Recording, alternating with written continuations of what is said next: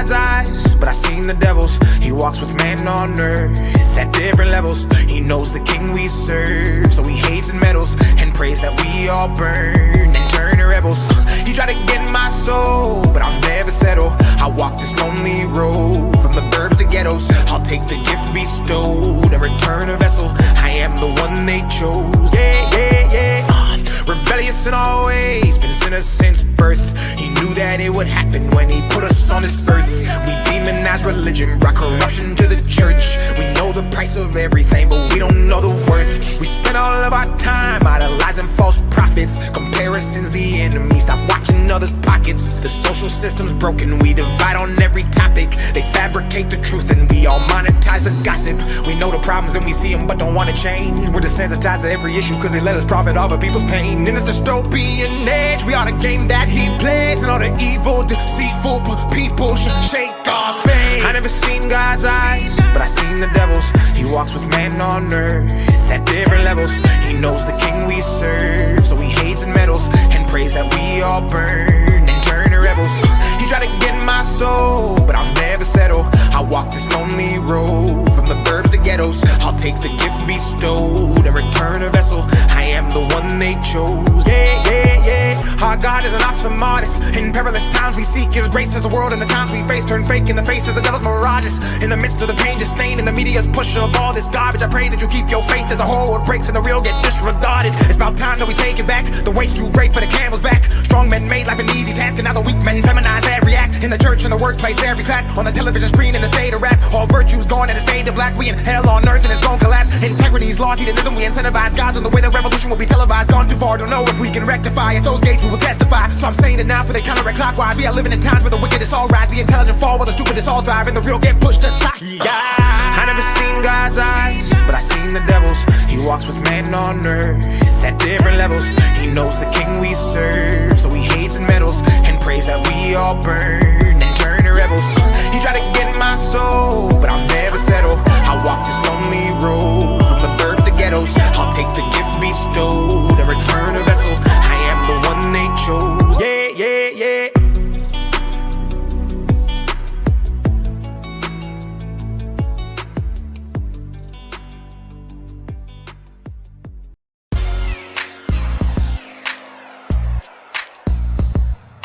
Meltology is the study and exploration of melted structures that were damaged during an extreme heat event that apparently took place in our not-so-distant past. We're talking temperatures well above 6,000 degrees. The evidence is all around us. You just can't miss the melt. And once you see it, you cannot unsee it.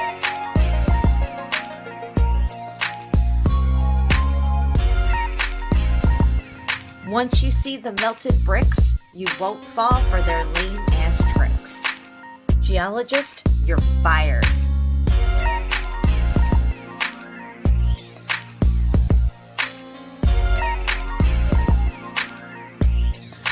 The word mountain has no standardized geological meaning, so there's that.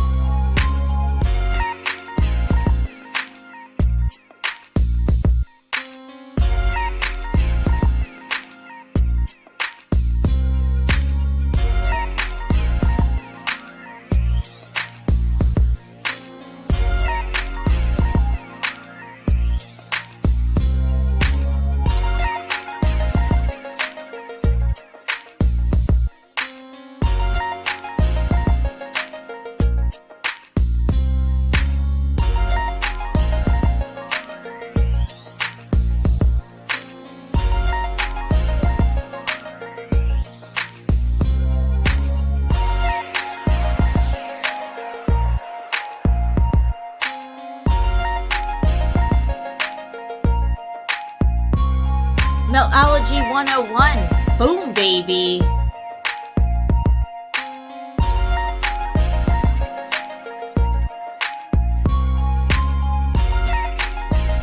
Tardy glue buffet right here.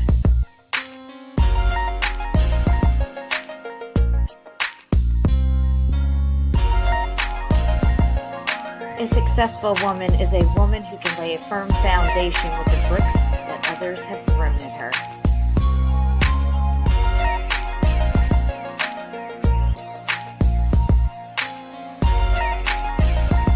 I don't have haters, I have fans in denial, baby.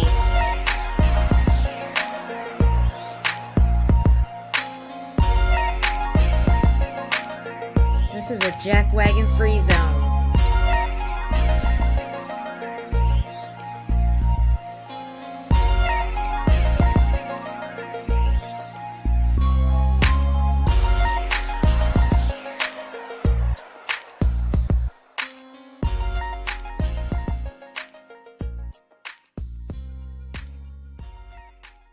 How many people were in the car when JFK was assassinated? Boom, baby. The sharing of biased and false news has become all too common on social media. More alarming, some media outlets publish these same fake stories without checking facts first. The sharing of biased and false news has become all too common on social media. More alarming, some media outlets publish these same fake stories without checking facts first. Unfortunately,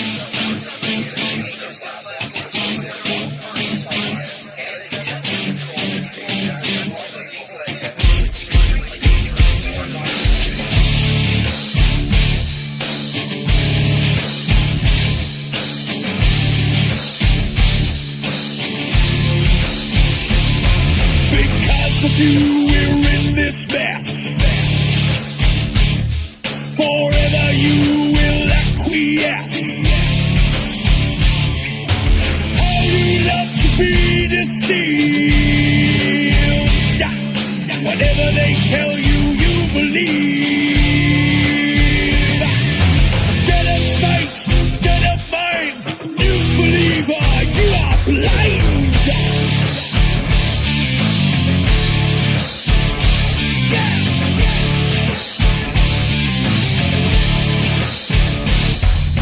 Critical thinker, you are not.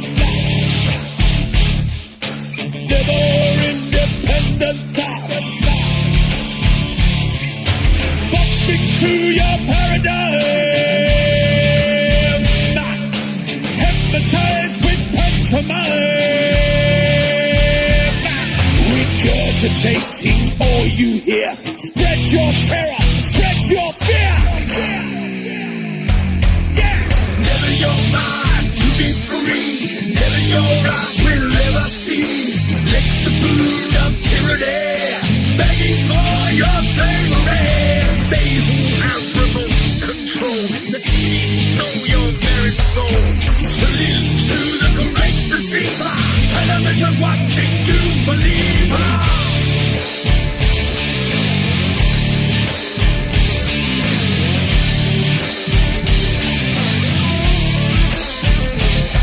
Inject your poison where your mark. All they have to do is ask.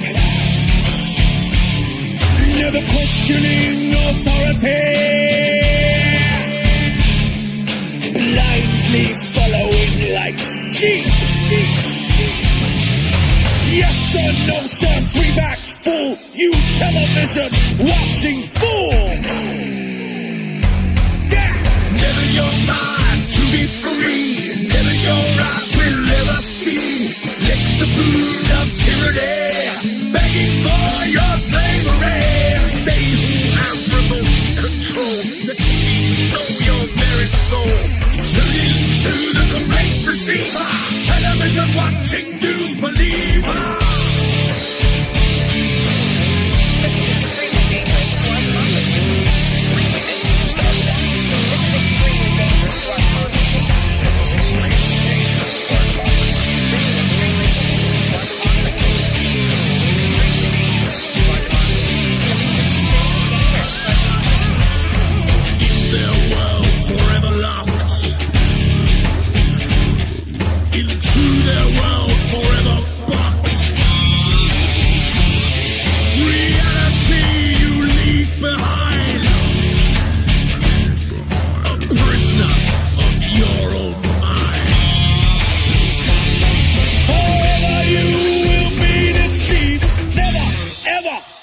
free. Never your mind to be free. Never your eyes will ever see. Let the food of tyranny begging for your slavery. They who have remote control, let me know your very soul. Tune into the great deceiver.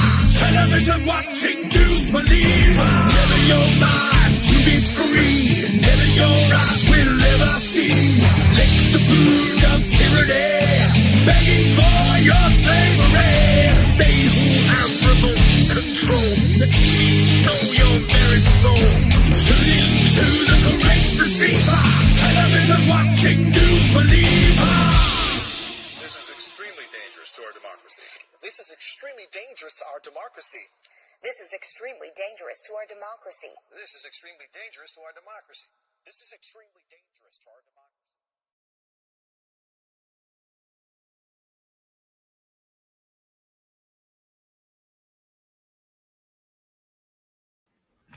What is up, guys? Welcome back. Welcome back. We're back.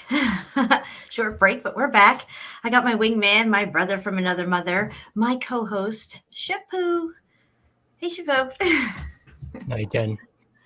Here we are. Yes. Yep. And here we are. And here we are. Yeah. We got 29 people here right now. I'm sure it'll be 33 any moment. Thank you for hitting the comments as well. I was kind of busy in the background here. And we have Freya with us tonight. However, she's running a tad bit late, so she'll be here shortly. But until then, we're going to look at some stuff that we have. But I was wondering how you're doing, Shapu. I know people have been wondering how you're doing and how I'm doing. I just want to say I'm doing great. And how are you doing?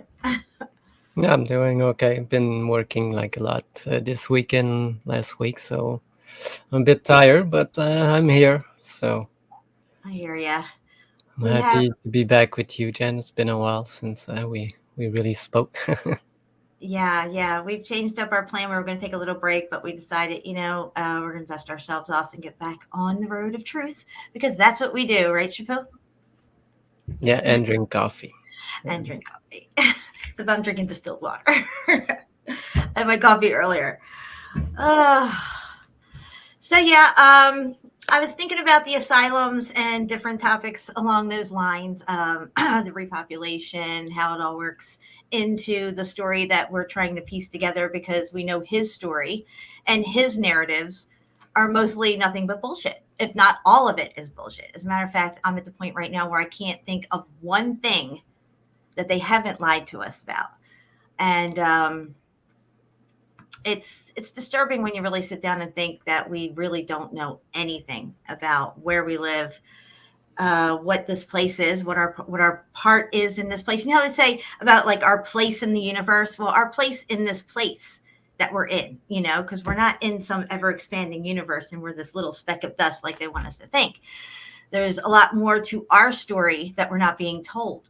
And, where are we at in the whole timeline of things? I mean, we don't know what time it is, where we're at, what we're on, what all this stuff around us is. And, but the one thing that we can do is look at the narratives that they've handed to us to give us this deception over our to not even trust our eyesight. We looked at the flat earth all of our lives. At least I was 45 before I ever even came across it and realized that's what it was. So, we're living this lie every day. And it starts to make you wonder what kind of a different world we'd be living in if we knew the truth of everything. And what lengths they will go to continue these lies and then indoctrinate our kids into it. Of course, they start all this off at a very young age to anchor these narratives into them. We've discussed before, Shapu and I, and other channels as well, about the World's Fairs and what they were used for. Wasn't just a fair with amazing buildings and showing off technology. It was also to implant to that generation who was going to be raising children, most likely orphans and stuff, into the American way of life, the American dream. And I think that they even introduced the hot dogs and the hamburgers there and that type of stuff like that. Yes. That's the first time that it was implanted into the minds of people.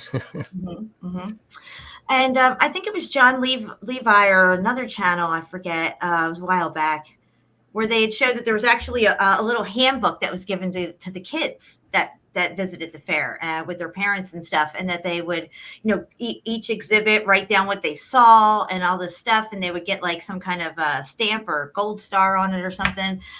If they completed it and they, wrote down the specifics of each little exhibit. It was actually creating a cultural mindset in the future generations is what was happening there, in my opinion.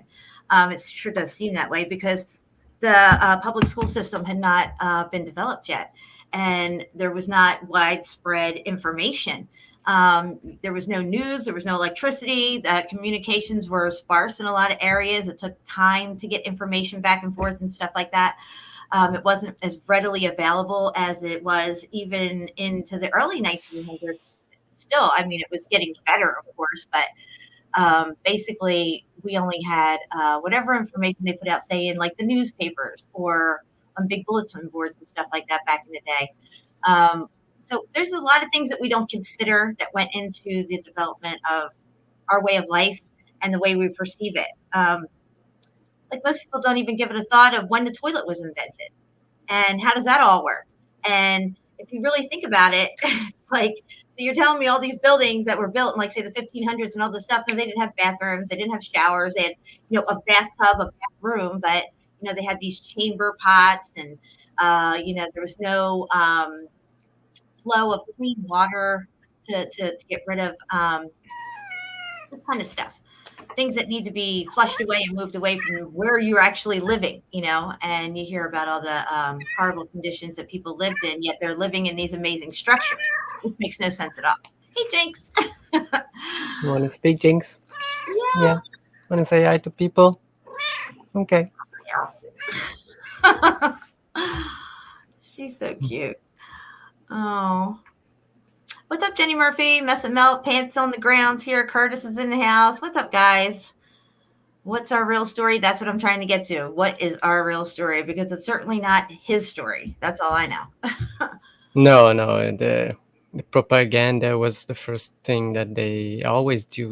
When they came to this city, they first established these printing presses places first to have the newspapers to tell people, what's going on, and to tell people also to what they want people to think about everything, and the stories and the books and the printings. And it's crazy how everywhere they went there. After they built the church, they built a printing press, and yeah, our information's been hijacked, and a whole new narrative's been given out. And when you start to bust down these narratives, you start to find a lot of holes in them. And when you go digging around, into the insane asylums and stuff like that, you quickly realize there's something not right with this whole story about the even the sanatoriums, the infantoriums, and the asylums as well, that they would actually build these massive structures out in the middle of nowhere, usually saying they use the brick from the area around it, yet there's just nothing out there. And they're usually built at a time where electricity is just being invented. Now you have to understand, between the time electricity is invented and they had the World's Fair, it took time to get that electricity to places, like huge buildings that were already built and stuff like that. And nobody ever really talks about that in their narratives. You have to really go digging around to find out when these buildings were fitted with this stuff or whatever. And a lot of things don't add up that way. So we're going to break all that down, but I do have some stuff we're going to get into in the first half of the show here that is just, miscellaneous stuff. I know Shapu has something he wants to show. I was going to try to wait for Freya. I was hoping she would get here soon. I haven't read too many comments yet, so I appreciate it. What's our real story asked me if I've seen the video he was sending me. Yeah, I did watch it. Yeah, it's the place is crazy, but the thing on top of it, like the slate kind of tower, I don't think it was original. It was made later, but why and how, I don't know. But yeah, the place is totally melted. It's a video. I don't know where he was. Maybe Utah or something like that. Melted and muffed up. Yeah. Yeah, it's hard to miss. I don't know how anybody could miss the melt at this point. If anybody's looked at any of this at all for any length of time, I don't know how anybody could deny it, but they do, and they will, and it's to be expected. You just have to keep moving on, and just respect others where they're at with things, I guess. Yeah, I'm just looking around here. Yeah, they're talking about the teachers. Yeah, that most of them just follow what they're told to teach. Teachers are taught what they're meant to know to teach you what you're supposed to know, what they want you to know. Even doctors and lawyers and all these other people, they're not taught what they're not meant to know. If dentists were taught what they're meant to know, then they would know about fluoride and they wouldn't be pushing that on you. But they're not meant to know that. It's not until they wake up at some point in their lives and realize, oh shit, I've been lied to. I've been pushing this on my patients, and here we are. I need to make something right here. Yeah, and when they know, they usually either continue doing what they do, ignoring it, or they quit. So that's why we don't see, they just don't want to talk about it, because all their life they've been teaching, and now they know that they taught like wrong stuff, and it's, they don't want to talk about it. It's hard for them. I know some teachers, but from my experience, probably had 2 teachers that probably knew what going on, and they were talking to people like real people, not trying to teach or indoctrinate the children. And I still remember these 2 teachers that I had that really spoke truth. They said the real things in life, not the things that they want you to be later on. But there are some, but they don't want to talk, for sure. Yeah, well, they have to abide by certain rules working in that public school system.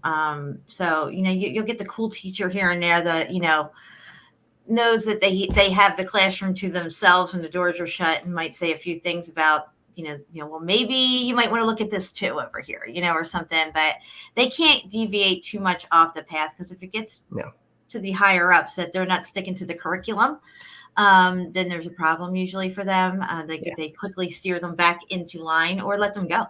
And there's doctors and lawyers. I mean, not just doctors, excuse me, but hey, Freya's here. I think she's here. You there, girl?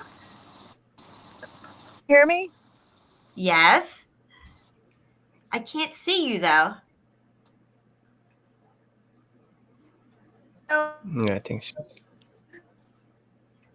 Oh. All right. Well, Freya, look, I'm going to take you back out. Yeah, I can barely hear you though, girl. I'm going to take you out and bring you back in. Okay. Yeah, Freya always has good stuff, Johnny. Her and I've been talking a lot behind the scenes about this show and the things that we're finding and stuff, and it's just pretty mind-blowing. Yeah, Are you there? Yeah. I kind of see an outline of her face, I think. Yeah, maybe. Freya, can you hear me? Oh no, she had to go. She'll come back. All right. Basically, what we're doing is we're relooking at the narratives, because we know that they're bullshit, and so what you want to look for is inconsistency.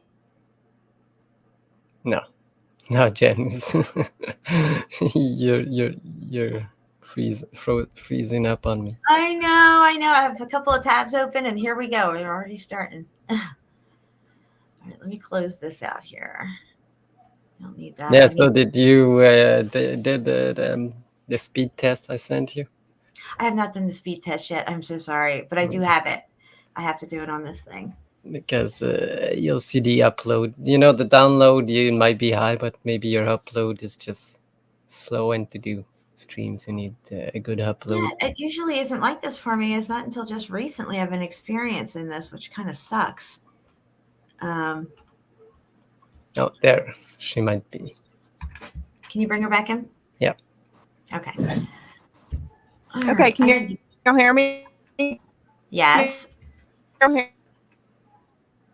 Yeah, you're kind of fading in and out, but we can hear you. Hello? Yeah, she's breaking up. Oh, no. Might be a bad connection out there tonight. I don't know. No, Freya, come back. We got so much stuff. Go out on the roof. Oh. I have a video that I got to get ready to up here. Hopefully she can figure this out. It sucks. All right, let me get this video ready. Yeah, LVK. It's everywhere. You can't not see it anymore. All right, I got this one here ready to go. Let's pause that. All right, Freya, what's going on, girl? Okay, she had to leave and come back again. It's okay. We'll figure it all out. It's no problem. No pressure. If we have to do part 2 with the information, we'll do a part 2. Natalie's like, can you guys hear me? You're right. I should be using that drop right now because that would be perfect. I am slow on the drops lately. Here it is. Can you guys hear me? I didn't even think about any drops. My brain is so slow. Motherfucker. That's right. Yeah. Yes. All right, guys. Well, while we're waiting for Freya, I have a video I'm going to show you guys. Pretty interesting about, our infrastructure and how it's quickly deteriorating and nothing's being done about it. And we still use this infrastructure, so it's the problem. Right. Yeah, but that's the new modern one, because the old one is still there, still one piece, and it's not cracking and it's not moving. All right, can you see this? Yes. All right, let me make sure the volume's up, and I'll make it big, and here we go. Beautiful day out on the bay, folks. We're sitting out here. We're not really catching many fish, but we're having a good time. And we start looking at the condition of this bridge, and we start looking on these pilings, and we start seeing rivets laying all over the place. Like, what do those belong to? Well, you look up, pretty sure it belongs to that. Pretty sure they came out of a bunch of these. And then here's our favorite spot. Hang on, just go over there. Right there. This is a functioning, and I use the term functioning very loosely. This is a bridge that is used.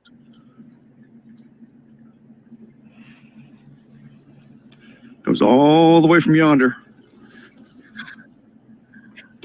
All the way to the other side of the, you can see where it's open, allow passage of vessels. Other side of that.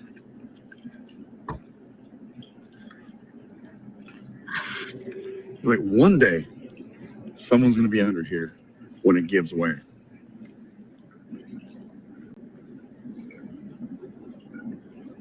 That's crazy, right? It's not used for passengers. I think it's used for freight and stuff. But oh my gosh, I thought there were guidelines on this kind of stuff, but apparently not. Apparently not. I mean, how could something like this be? So you can come on down, pick yourself up a rivet. Yeah, it's the cities, the And then one day, small cities have no funding. You can say, hey, I've got a rivet from that bridge that collapsed with the freight that was going across. Look at that. All right, there you go. Beautiful day on the bay, though. So there you have that. I mean, heck, that's crazy, right? Yeah. I was just like, oh my God. I mean, it's one thing if the thing's there and it's not being used currently and it's in that condition and at least nobody's using it, but it's still being used. Like, what? That's insane. Yeah, that is like cheap steel. Because if you have like this old world steel that pants found everywhere, it's still not even rusted, It's all nice and clean but this bridge, man, oh my God. Yeah, it's probably like, I don't know, 50 years old or something. It's just like, wow. Yeah, try again, Freya. Maybe if you move to a certain spot, it works. Try to remember a spot in your house that you had good connection. Okay, Freya, take your time. We're good. We're good. We got 37 people here right now. Run a quick test and see if the speeds are fast. Johnny Cool says. Oh, so hot in here today. We had like 80-degree weather today. It's like went right from one day it's spring and pollen everywhere to hot and sunny summertime. Okay, so let me see here. Where do I want to start with some of this stuff here? All right, let me get in a screen share, and I'll make sure it's on big screen as well. Clickety click, as CFM would say. Share. Oh, there she is. Shapu, bring her in. Hey, Freya. You there? Can't hear her.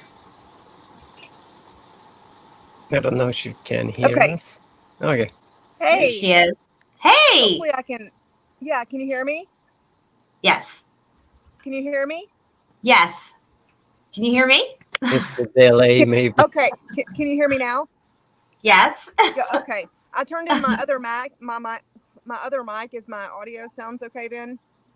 Yes. Okay, cool then. Awesome. Yeah, Yeah, hopefully. Yeah, I was gonna say hopefully it stays connected. I'm sitting on my deck and I'm just using Wi-Fi, so That seems okay now. hopefully it'll. Okay.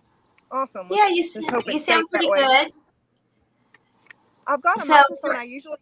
Oh, I'm sorry. Go ahead. If it's good, No, you're good. Keep going. Tell me about your microphone. I was just gonna say I have a microphone. I usually hook up to it because it kind of usually sounds like I'm in a tunnel or something. This is my iPad mic. So I mean, I've got a microphone, but I think it was muting me for some reason, so I just unplugged it. So, but if it sounds good, then we're cool. Yeah, you sound fine. Awesome. Yeah, you sound good. So Freya and I were talking a lot over the last couple of days here about this show coming up, and I was sharing a lot of information with her that I had and stuff. And I was looking for, any information on any type of breeding programs that we may still have historically. And I found some stuff with, the Nazis and what they were up to. And I was reading this article, had a lot of interesting terminology in here that they were using that I thought we'd go over. Because I have a feeling that, and it's just my opinion, I'm trying to look into it more as I'm doing these shows with you guys, but I feel like the asylums had another purpose. I feel like the asylum narrative itself is kind of there over this building to give us the narrative of why it was built, this massive building. Beautiful Gothic buildings even that didn't even have electricity in them yet and stuff. So I was thinking that, given that there's all these preemies out of nowhere, all these orphans and foundlings and all this other stuff, Cabbage Patch Kids and everything, it seems to be a consensus among most of us researchers that there must have been some kind of repopulation breeding program taking place. And, there's a few different theories on it, like were they cloning people? Were they doing it naturally? What were they doing and stuff? I tend to think they were doing it the natural way, but, I could be wrong about that too. Either way, you have to have somebody who's going to be carrying a baby full term, and you'll need a placement for that person to be.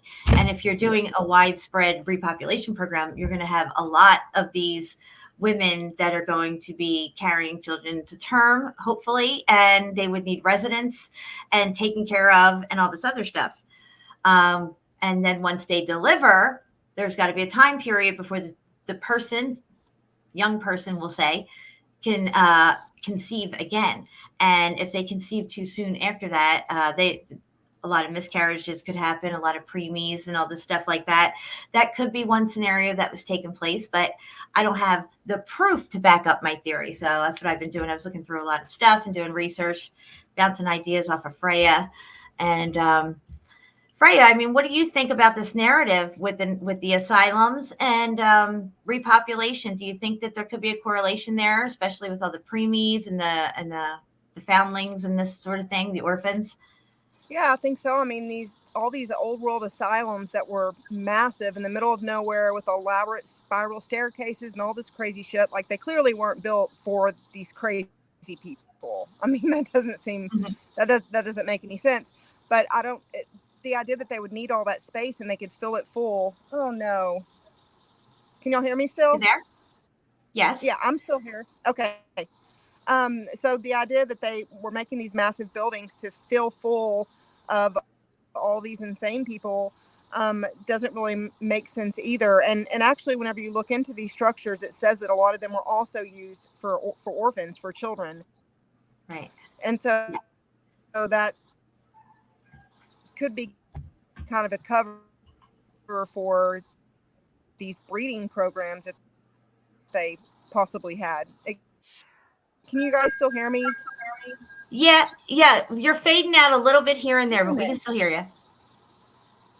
Shit. Don't hear me? Did I freeze? No, you're still there. But yeah, does anyone show the Handmaid's Tales? I think Jen watched all the series. And we got a new person that never heard about these strains and orphans. So, yeah, you can find a lot of information on the internet about just search orphan trains or foundlings. They were called foundlings like in Europe more, and here more like orphans in America. But yeah, there's a lot of info. But if you watch tonight, you'll learn a lot more. So, but we've covered it before. So. Yep. I have to go through this whole article, but we have to go through it all to get the understanding of what the Germans were up to, and that this was actually a thing, and they tried to do it. So it's lengthy, but we're going to go through it, and all of it. Okay. You want to be full screen for it? Or? Yeah, that would be good, please. Thank you. Okay, it says, are you ready for this, Freya? We're going to get into this, like, stop along the way as well. All right? She's still there? Okay. I can't see if she's back there or not. Yeah, she's still there, but maybe she is. Can y'all hear me? Yes. Yes. Yeah, we got you. So the women who were used for the breeding by the Nazis, okay? And yeah, they were trying to create a pure Aryan race. We know the story there and everything, but there's a lot of little details to this story that actually give hints to what may have been going on prior to this as well. Yeah, so can you hear me? Yes, we can hear you, Can Freya. You guys hear me? Maybe she can't hear us. I don't know. Let's wait. We'll wait to get into all this till she figures out. There you are. Yeah, we can hear you, Freya. It's no problem. Yeah, she said that she has a super delay. Oh, okay. Yeah, that's going to be a problem. It's hard to have a conversation with all the delays. What's up, Jamie? Can you guys hear me? Oh, yeah. She looks like she's frozen right now. That sucks. We have so much information. I don't know if she's going to be able to share anything that she's got in this situation here. She says, I'm talking to myself. Super delay. Oh, my goodness. Yeah. She couldn't hear. So, I don't know. All right, Freya. Well, I mean, if we can't get you to get in here on a good connection, we could definitely do this another time as far as, sifting through all this information and everything together. I know she's looked up some stuff too, and it's really interesting. It still needs a lot of further research though, but we're working on it. So yeah, I wanted to get into this article. I have this all ready to go here with the inventorium. So hold on a second. Where was I? All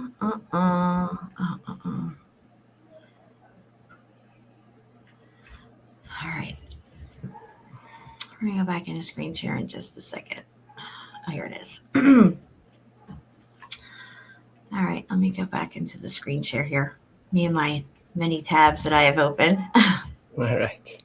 We'll get there. We'll get there. Don't know what's going on, but Going on where? no, it's Me? okay. Yeah, what's going on, Jen, with you? I don't know what's going on. I know nothing. Hold on. Here it is. All right, guys. So it says, among a truly mind-boggling number of atrocities of the Nazis, their cohorts committed that even closing in on a century later still have us all collectively occasionally surprised by their extent is a little talked about program that saw hundreds of thousands of children kidnapped. And I did mention that the other day about them, the foundlings. Were they really found or were they kidnapped? Because did they really find all, when they say they founded a building, they really just kind of stole the architecture, gave it a new narrative, just like they kind of kidnap kids and give them a new narrative and a new place to live. I don't know. I'm just saying. However, says hundreds of thousands of children kidnapped and many thousands more bred by the Nazis for the sole purpose of expanding a so-called ideal Aryan race. While the method for encouraging such production were numerous, perhaps one of the oddest was the use of thousands of young volunteer women. Now, they were volunteers, they say, called to do their duty for their country by living in facilities dedicated to human breeding. Okay. Yeah. Now, I made I theorized on my last show with CFM that these enormous buildings that they say were made for crazy people, that somehow they just knew there was either going to be an overabundance of crazy people that would need a facility these large. We're going to get into some of these facilities. I don't know if there's problem with YouTube or something. What's going on? The watchers number just dropped to 2 watching now. Oh, okay. What's going on? Alrighty, well, anyway, we're gonna. It says 1 now. It cannot be. I don't know what's going on. Maybe they took us down because I said the word Nazi. No, I don't think so. I think there's just a problem. Oh, Jen, did you? You just said it now. I just said it now. Try again. Something went wrong. Why do I feel like something's wrong here? I don't know, but something's not working. No, people just say, "Yeah, what's going on?" But we. Yeah, it says there's only 2 watching. Yeah, I know, but there's more. There's like 10. Now 10 0 watching. Guys, you're witness to this. Look at your phone. Look at your count on the phone. What's going on? This is YouTube fuckery, okay? When you're on to the truth, and I just highlighted the truth right there in front of your faces. Look at what happens, okay? There's a whole gaggle of people trying to keep this information from you connecting the dots. Okay. Again, I just want to clarify their country by living in special facilities dedicated to human breeding. Okay, special facilities. What are these special facilities that we see all over the country that are supposedly sanatoriums and asylums and even the prisons, some of the old prisons and stuff, very Gothic and castle-like looking and stuff. Clearly, it was used for another purpose, and they repurposed it for whatever they need it for. It's a lot easier to say it's an insane asylum, so people don't understand what's going on there, truly going on there, and you need permission to get into these places. Nobody can just walk in. You're not going to say this was a breeding asylum where we bred, the race out and stuff like that. It would have to have a cover story, in my opinion. So anyway, that was what I wanted to highlight out of this here. But it says after World War II, let's just say conditions in Germany weren't exactly ideal for a variety of reasons. Most pertinent to the topic at hand, birth rates had plummeted 43% in decades following the war. Contributing factors include the simple fact that over 2 million young German men, most of whom were otherwise in the ballpark of prime age for starting families died as a result of the war. Now, you hear this recurring narrative. If you go back to the other wars that had occurred through Europe, like in France and stuff like that earlier, in the early 1800s and stuff, they're also having to get their populations back up because of supposed wars that took place or some kind of famine or something like that. But there's always this quest to bring up your population as you move through time backwards and look at all these different countries and everything. Yeah, they've done it like a couple times, because even when they tried before they came here, when they found like America, when they say they found America, but they had boats. They were called like full of women just there to breed, like what are they called, these boats? They were like breeding wives or something like that. They bring into the new cities just to breed. They were just there to do, but not just that, but mostly. I'm not going to read this paragraph because it's graphic and it has to do with this word right here. I don't know if I can say it or not, but I'm just going to skip over this paragraph. I will drop this link so you guys can check it out for yourself. I want to scroll down here a little. Okay, I'm going to scroll past that. It talks about the privileges and honors you would get if you were one of these women who decided to do this and go in this program and stuff. There was perks that were promised to you. Now, there's something down here about a woman. I think it's always Melanie's fault. Yeah. Melanie. Shit's going sideways, girls. It is the honorable duty of all of the Central Bureau to become members of the organization it was called the Lebensborn children in Germany.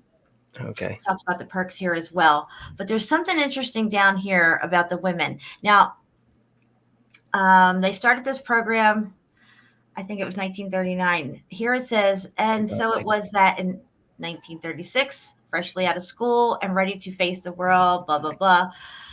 Anyway, let's go down a little further. Find this one spot here. I read through so many articles, guys. I should have some highlighted here.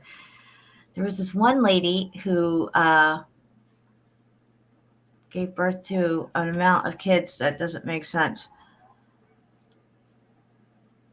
Okay, so here they had children education camps. It was called Kinderzangenslager, whatever. Kinder. That's where we get like kinder care or kindergarten, kinder right here. Yeah. Children's education camps where the process of quality selection was utilized, examining not just children's apparent racial background, but also the littles being subject to various medical and physical exams, blah, blah, blah. Okay, so let me go down here a little bit further. This is a lengthy article, guys, as you can see. Okay, someone says that he was watching Daydreamers and the same thing happened over there. I guess YouTube's having problems. Oh, really? This part of the article is pretty interesting. It says in Norway, where there were an estimated 12,000 such children born, with some of the children placed in mental institutions after the war, along with attempts to forcibly ship them off to other countries. Are you listening, guys? Okay. Yep. If the Nazis could do it, you know that we showed you the ships. Okay, so there's that. Being bullied and abused also seemed to have been the order of the day, much like often happens to their mothers. Some escaped their oppression by leaving Norway, perhaps most famously a little girl by the name of Annie Fred Lyngsted. But that was, there was something else here I wanted to read here about this lady, how many kids she gave birth to. I don't know where the heck it went in this article. Yeah, they usually do this. They take one story and they just put it as they want it, like they did with a couple of people. Yeah. Let's go back up here a little.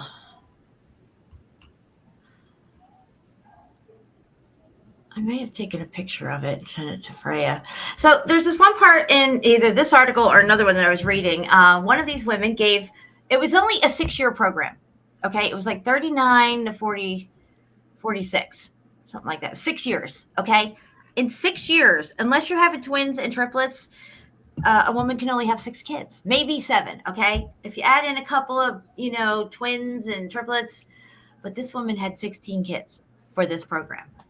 Somebody make that make sense. Because how the hell you have 16 kids in 6 years? I don't know. In 6 years, well, yeah, and you gotta. I'm trying to find it to prove it to you guys that I read this and stuff. But I think I would. I might be another article. You got a couple twins and triplets or something. No, but even if she had triplets for 6 times, I mean, I don't know. Yeah, maybe there's this, these families, the Octo family, they add hate, sometimes. I don't know. Maybe they did like tests, insemination and stuff like that to have more than one each pregnancy. I don't know. Because these women were just there to breed, so they didn't care about their health. Because they, as you said, a lot of these children were dying and malnourished, and they had to create these pods to put them in. These the incubators. Incubators, yes. Because that's about around the same. No. In 40s, they were already at these incubators. So. Is that Freya trying to come back in? Yes. I'm just looking at you want me to bring her in? Yeah, absolutely. All right. Okay, I'm over in my in-laws' garage. I'm hooked onto their Sounds great. I'm trying. You go, girl. I'm so happy you made it over here. We were just reading about the Nazi breeding program, and I know I sent that article to you, I think, and how they said that they had them living in these specific breeding facilities. Yeah, look, Melanie says, hi, Melanie, first. Welcome. Hey, and she said the YouTube is all glitchy tonight. Yeah, we all seen what's going on. Crazy.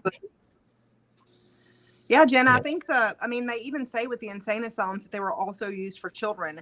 So I think I got cut off. I don't know if it cut me off earlier whenever I was saying that, but yeah, I think they could have very easily just disguised that. And just like the pictures, they always have these massive aprons, these big white aprons that would easily disguise a big pregnant belly on an 11-year-old, oh yeah, absolutely. It's all very suspicious. Sure. I found it. I found the part of the article here. I just want to make this. Somebody said talking about artificial wombs, but for me, I don't think that it works. Because they're still trying it and it doesn't work. So I don't know if they had to be a real, but a woman bringing up a child to a certain point and then put them in incubators. But in an outside artificial womb, all that they show, it's like AI stuff and CGI, never real. So I don't think it's even possible. Well, it's not even necessary if you have real girls that can reproduce. Yeah, why are you exactly. going to go through all this tech you're trying to figure out? Just get some real girls that can make some babies. Exactly. That's faster. Absolutely. I agree with you. I think it was more natural, generic kind of stuff, not advanced like what you're thinking. I think they just did it the good old fashioned way. However, I think they did it in places where they could pump them out. You have to have a facility that can house the pregnant girls and to term, and then get those babies taken care of and out. And I don't want to form too many bonds going on there, because remember, these kids aren't staying, they're leaving. Okay. Mm-hmm. And then the next wave, and on and on. And if you look here with the Germans, it says, let me see here. It says they have different levels of tiers of people who get certain awards for having so many babies with the Germans. And it says there's also reference to a 4th level here that includes diamonds and swastikas on their medallions. They can get a gold medal, silver, or bronze, depending on how many kids they have. And one lady managed to have 16 babies. 16 babies, okay, for the Reich. Right here.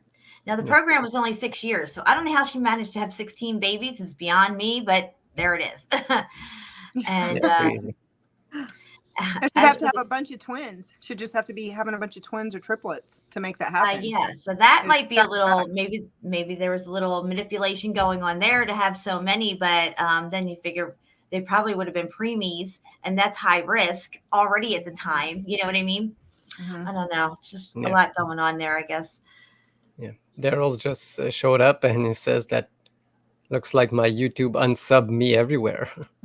Wow. Don't know What is what's going going No on. on? surprise there. So yeah, so 7 babies. Some women gave birth to 6 babies and stuff like that. And there's different awards that they would receive for the number of babies that they had given birth to and stuff. So let me drop this link here for you guys to check out on your own. Maybe it'll be a piece to your puzzle that you didn't have before.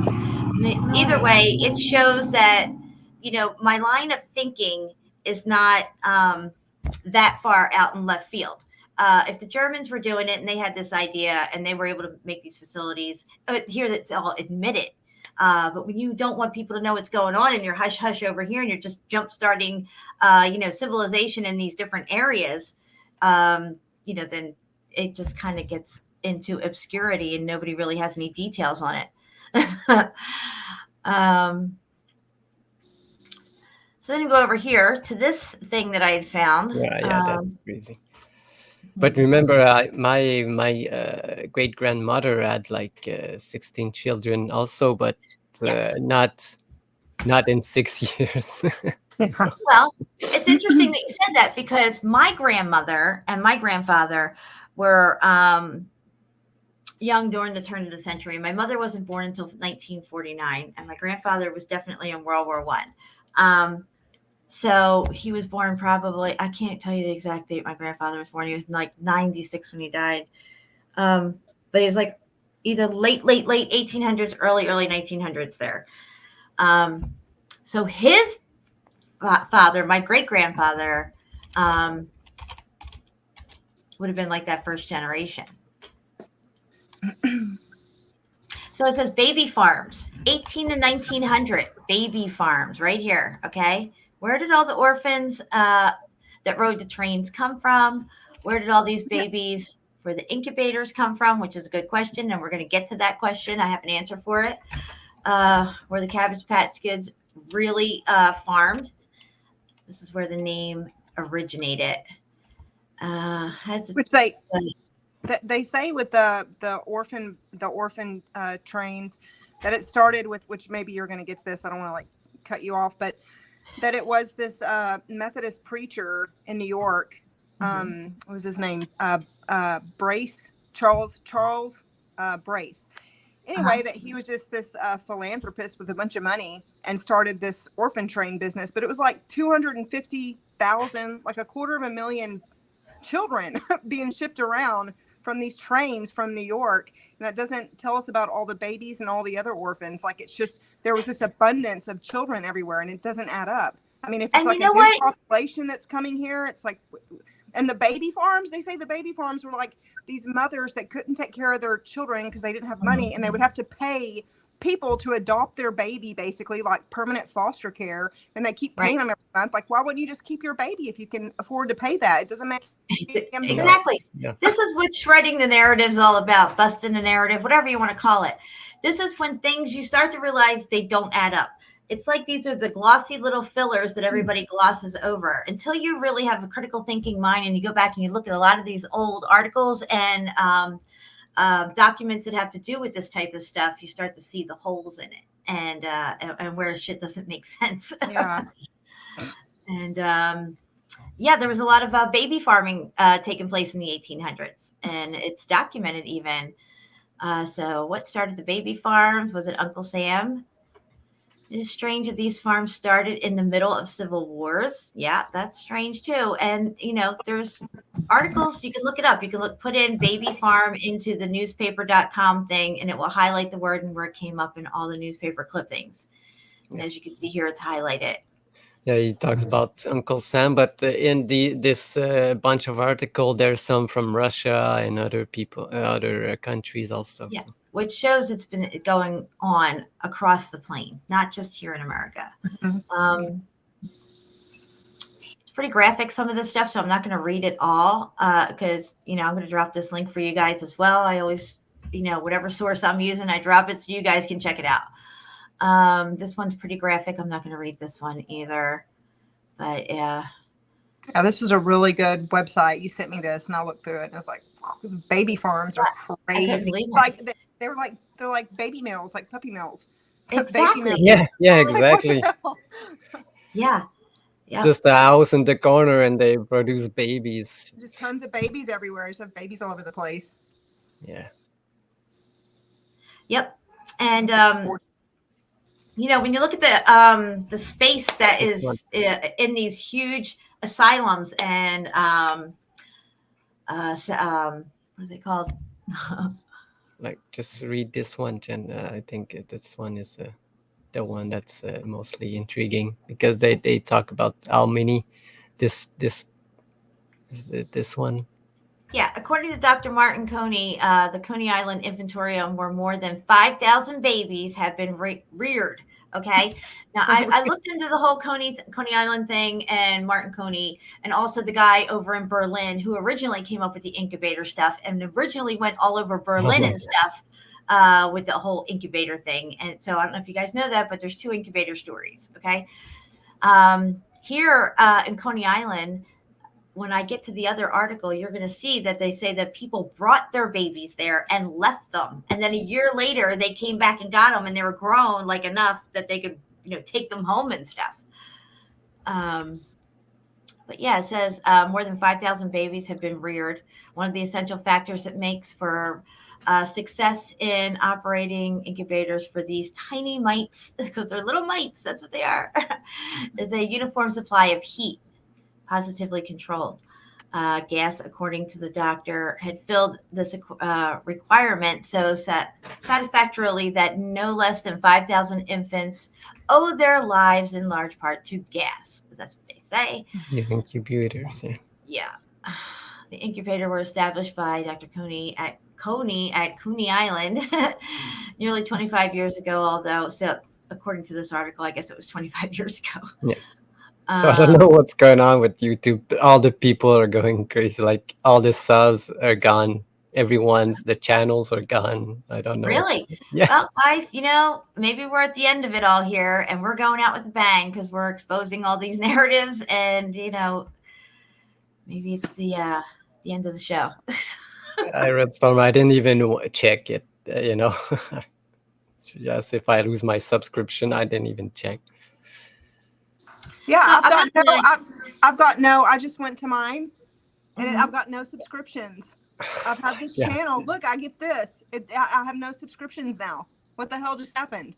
I'm going to tell you what's going on. This happened once to me a long time ago on my first channel because I had I had like 14,000, and they just disappeared on me one day, and then they came back. I think what they're doing is some kind of upgrade right now, guys. It's probably what it is. That's why everything's wonky. So try not to get too worked up. We'll just keep pushing forward.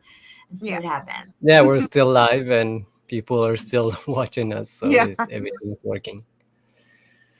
So the inventoriums wound up having like a really tarnished kind of name after, 1 minute they're saving babies, and then as you move through a decade or two moving through, it just becomes like not good, and a lot of abuse taken. Everything. Baby orders. Mm-hmm. Sale of baby to state maternity. A lot of it, I think. Go ahead, Freya.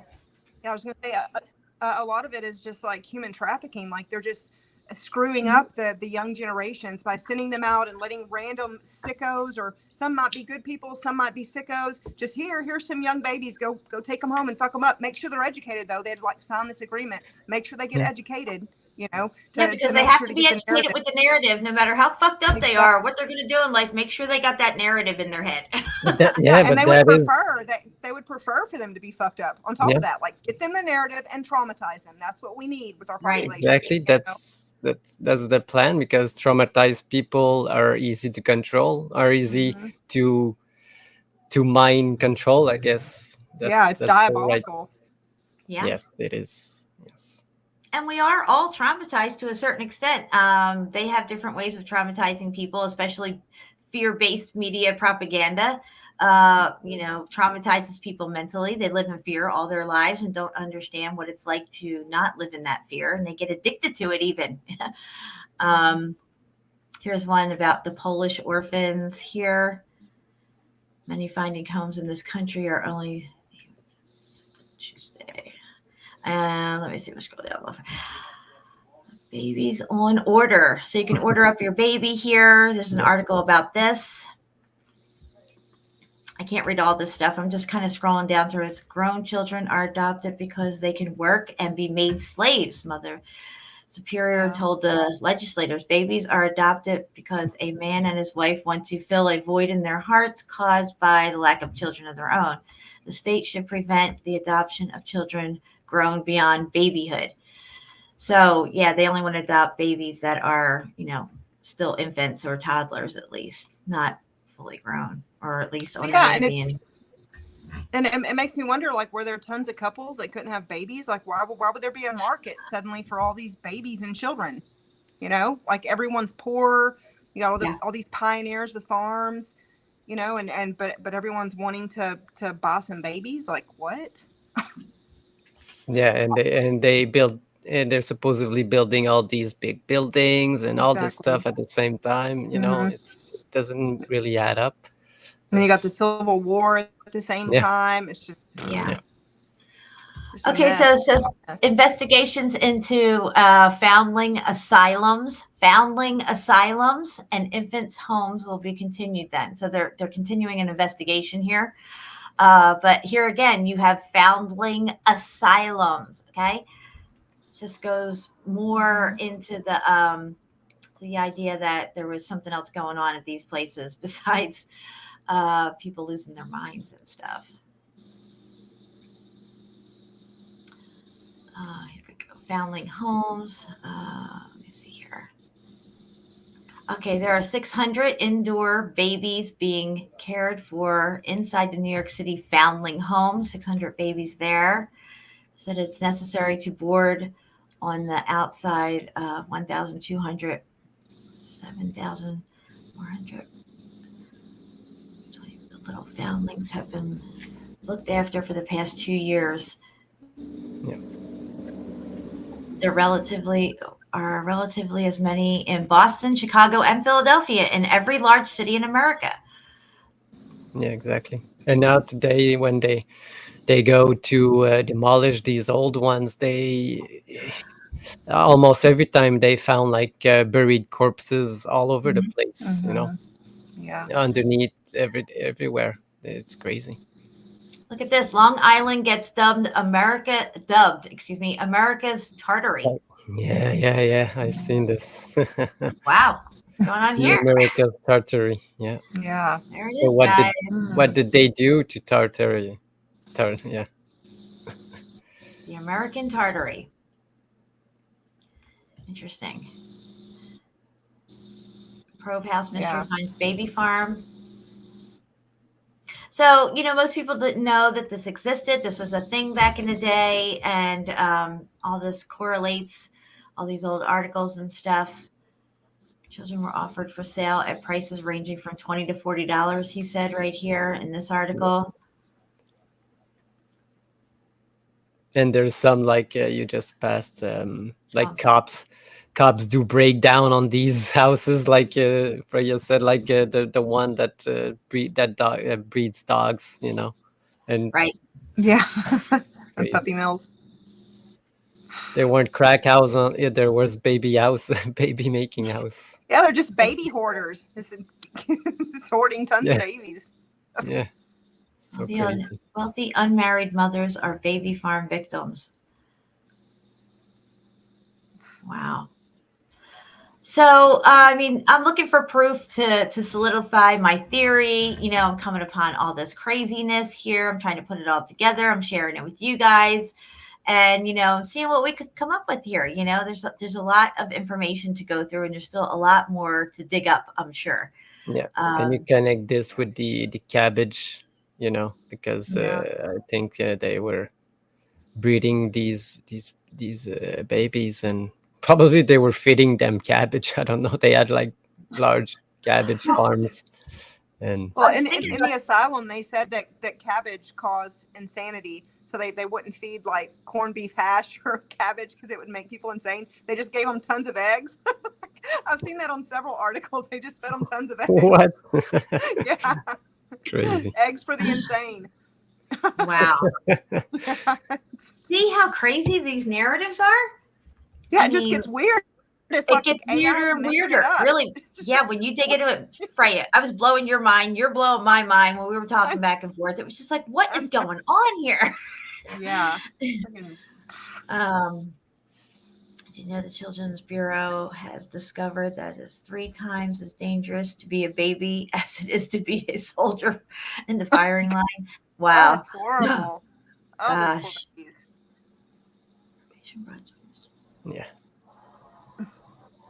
So, yeah, it's lengthy, and there's a lot that you can sift through in this this thing. It goes down a lot. See, as you can see, there's plenty of articles to go through here. A lot of stuff going on that wasn't good at all. And, same with the Nazis. If they didn't like what was produced, they got rid of it because they were only out for producing a certain type of pure race. Here, they're just, as far as what we're talking about back then with the asylums, they were trying to produce as many children as they could to populate.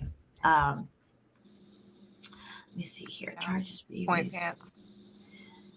80 to 90% of these children died and are buried perhaps in small plots. Okay, so that's since 1886. No less than 5,000 little children been disposed of. That's horrible. Oh my gosh. Yeah. Okay, so let me drop this link, guys. I'm just showing you where my research is leading me in where I've, my line of thinking, so you guys can see where I'm at with that. And so there's that.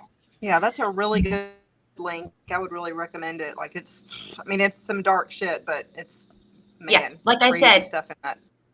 Some people might be like, well, I can't read this. I don't want to know about it. But, if you want to really get into the truth, you have to put your armor on and go there and see what's going on, and pray, of course, because, it could really get to you. Some people can't handle this information. Here's the incubator babies of Coney Island. And we just talked a lot about that. I'll share this article, but it goes on to pretty much tell you how it was a child hatchery. It was a wild success. Hatchery. Child hatchery. Well, that's what this German word means here is Kunis Kinderburstenstall, which means child hatchery. I guess Yeah, mean that baby growing, German or something. It's like kindergarten is like a garden of children. Right, exactly. So here they're talking about the expedition here, where the new incubators were shown at the World Exposition in Berlin first, 1896, before Coney adopted it and brought it over, and then they had the expedition here. And they said that it was like here it is right here. Let me see, Coney Island amusement park, and connected parents eager to save their lives of their premature newborns, with the circus sideshow visitors willing to pay 25 cents to view the uncannily tiny babies. Okay, it's an old connection indeed, but a brilliant one to keep the warming glow of the incubators the light for over 40 years and save thousands of babies. They said up here that the women, oh man, where is it in this article? The women came with their babies from all over the city. They brought them there to the incubators. So I was wondering, where did all these preemies come from? But how did these women have these preemies and bring them here to the incubators? I mean, most likely if you're having a preemie at home, not in a hospital, right? It's not going to live very long. You know what I mean? So I think that was really odd to read that in here. Just figuring where the heck it was that I read it. Yeah, I mean, they could just be in cahoots with the asylum or these breeding programs. And it's like, oh, we got about 50 more preemies ready. Let's bring them out to the fair and sell them to the, so they were like selling these babies like they were puppies. They get to take home a incubator with the baby. Is that supposed to be what's going on? Well, some of them, according to this one article, is that people brought their babies there, and then 1 year later, they were able to bring them home. Oh, okay. They were grown, like, like 1 year old and stuff. That was really strange. It's weird. Yeah. Why wouldn't the parents just take them? Whoever's owned, whoever birthed these babies. The whole thing is so weird. It just doesn't, it's not natural. Like we would never. No. Right. Looks like these people didn't. I don't even know what to think about these people now. What? No. It ain't right. Something ain't right. Yeah, I'm just reading some of this because I've read so many articles and I have them all lined up and stuff. I just get confused where some of this information was. And obviously close. What is this? Oh, we have workhouse children. Also, we're going to talk about that as well. Children featured relatively little in 1834 Poor Law Amendment Act or in the rules of regulations for the implementation issued by poor law commissioners. The original scheme of classification of inmates categorized females under 16 as girls and males under 13 as boys, which those under age of 7 forming a separate class probably came as a surprise to the commissioner that by 1839, almost half of the workhouse population. I mean, this is a lot of kids, guys. Yeah. Where's their parents? What's going on? Who bred these kids out here? Yeah, again, they use this cover of wars. Because they will say, oh, all the men were at war, so nobody could work, only the children. What? Really? That's why every they say man. That's why they say they ahead. had the asylums, because there were all these people. The Civil War, people had all this trauma from the Civil War, and that's why they had to have the asylums. But yet they started most of the asylums right before the Civil War. It's just, yeah. But you never see them build these things, They again, these buildings, they just took over and do something, because if nothing makes sense, I know.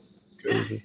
But nobody looks at the details, though. I mean, you look at the details and your mind's boggled and none of it adds up. There's just puzzle pieces everywhere. It's like, this still doesn't make any damn sense, No. But most people don't even try to look at the details to figure it out. It just doesn't make any sense. Yeah, you got to make it make sense. Here it says the pale and unhealthy appearance of a number of children in the workhouse in a room called the infant nursery.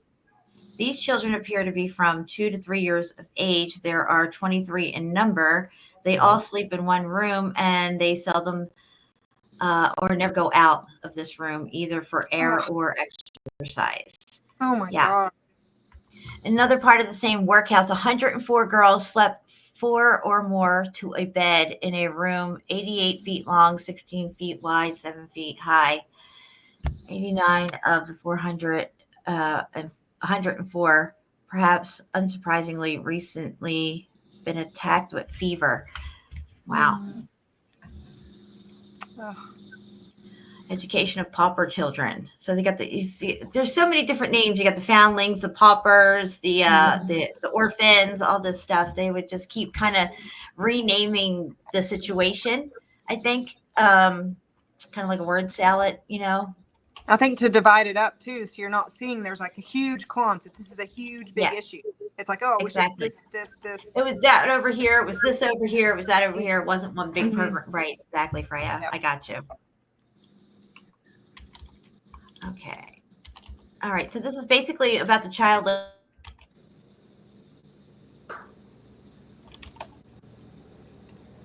No, Jen.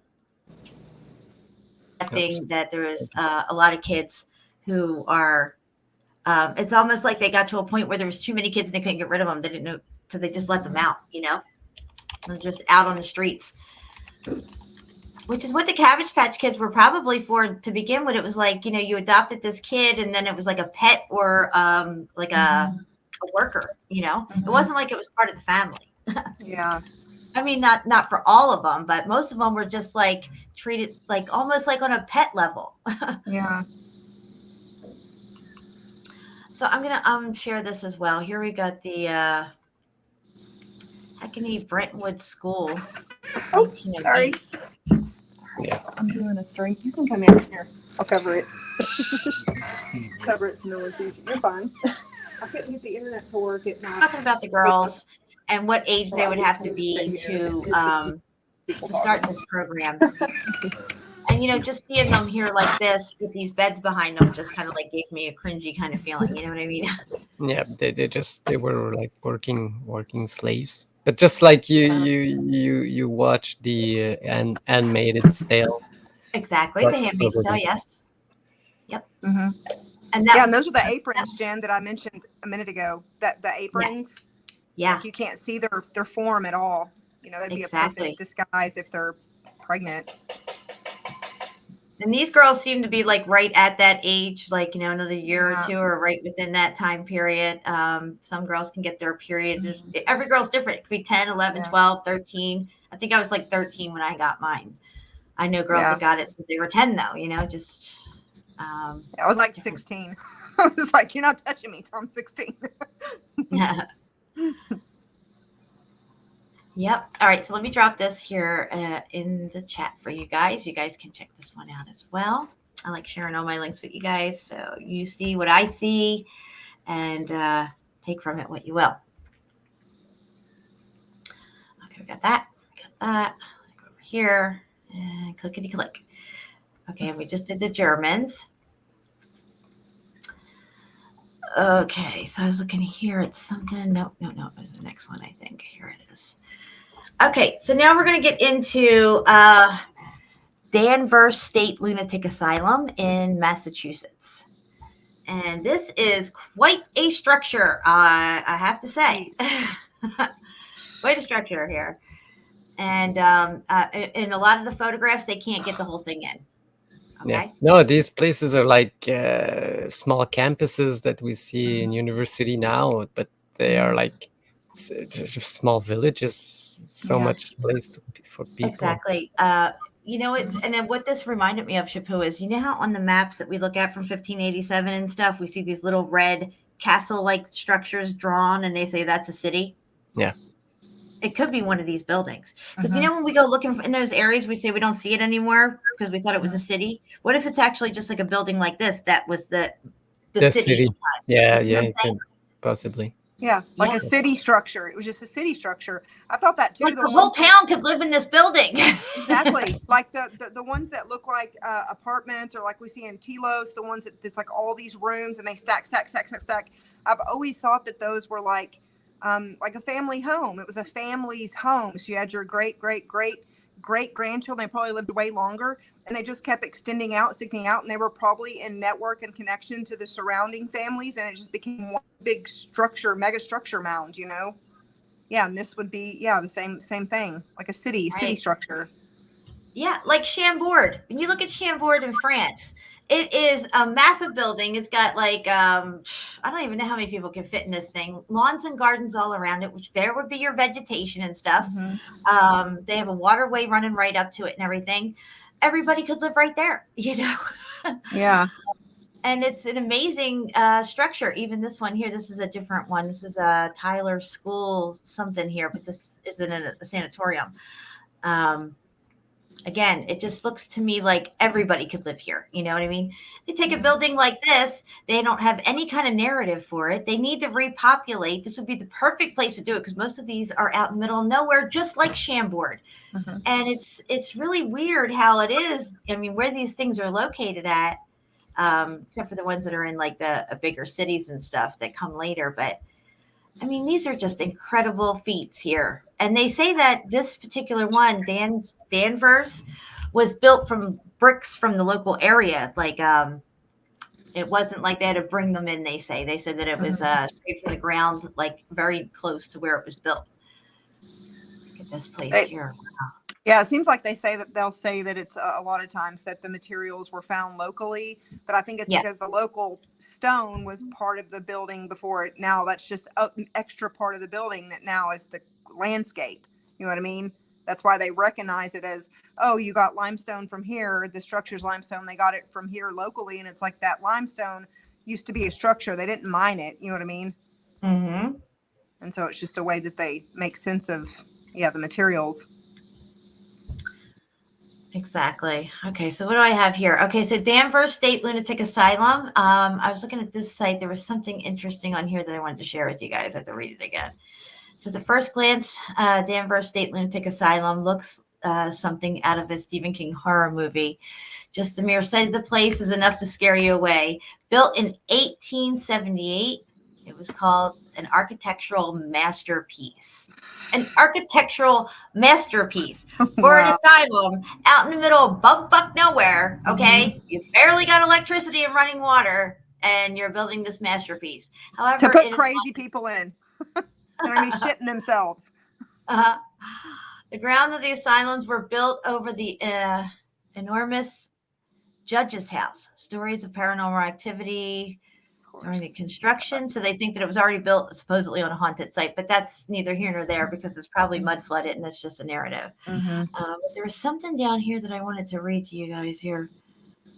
The haunted stuff's just misdirection, and because it doesn't. Yeah, no, there was some kind of sliver of truth in here. I just have to remember where the heck I saw it at. Let me see. Location of June. Okay, let me see here. Somewhere a strange night. Blah blah blah. Okay, I know I saw something on this site. I saved it for something. When they get everyone all lost in the weeds, so their attention is on like, oh, they're spooky. There's like a ghost girl there, and there's this story and that story, and so they're not trying to comprehend like how were they building this shit for crazy people to live in? They built it like this for crazy people. That was their intention, you know. Like that doesn't make any sense. Right? How'd they get the supplies there? You know, all the stuff that we talk about. They instantly and that's another thing too is that we don't talk about the interiors of these places. The material that has to go into the interior spaces of these things. We're looking at the exterior and the brick. You know what I mean? Most of the time. So there's a lot of things that we're not considering. I've seen these interiors are crazy. Just to have like a mental institute, the interiors are amazing. Like so much detail, just like castles in Europe. They're the same thing. Same. It's crazy. And CFM is trying to get in without being noticed.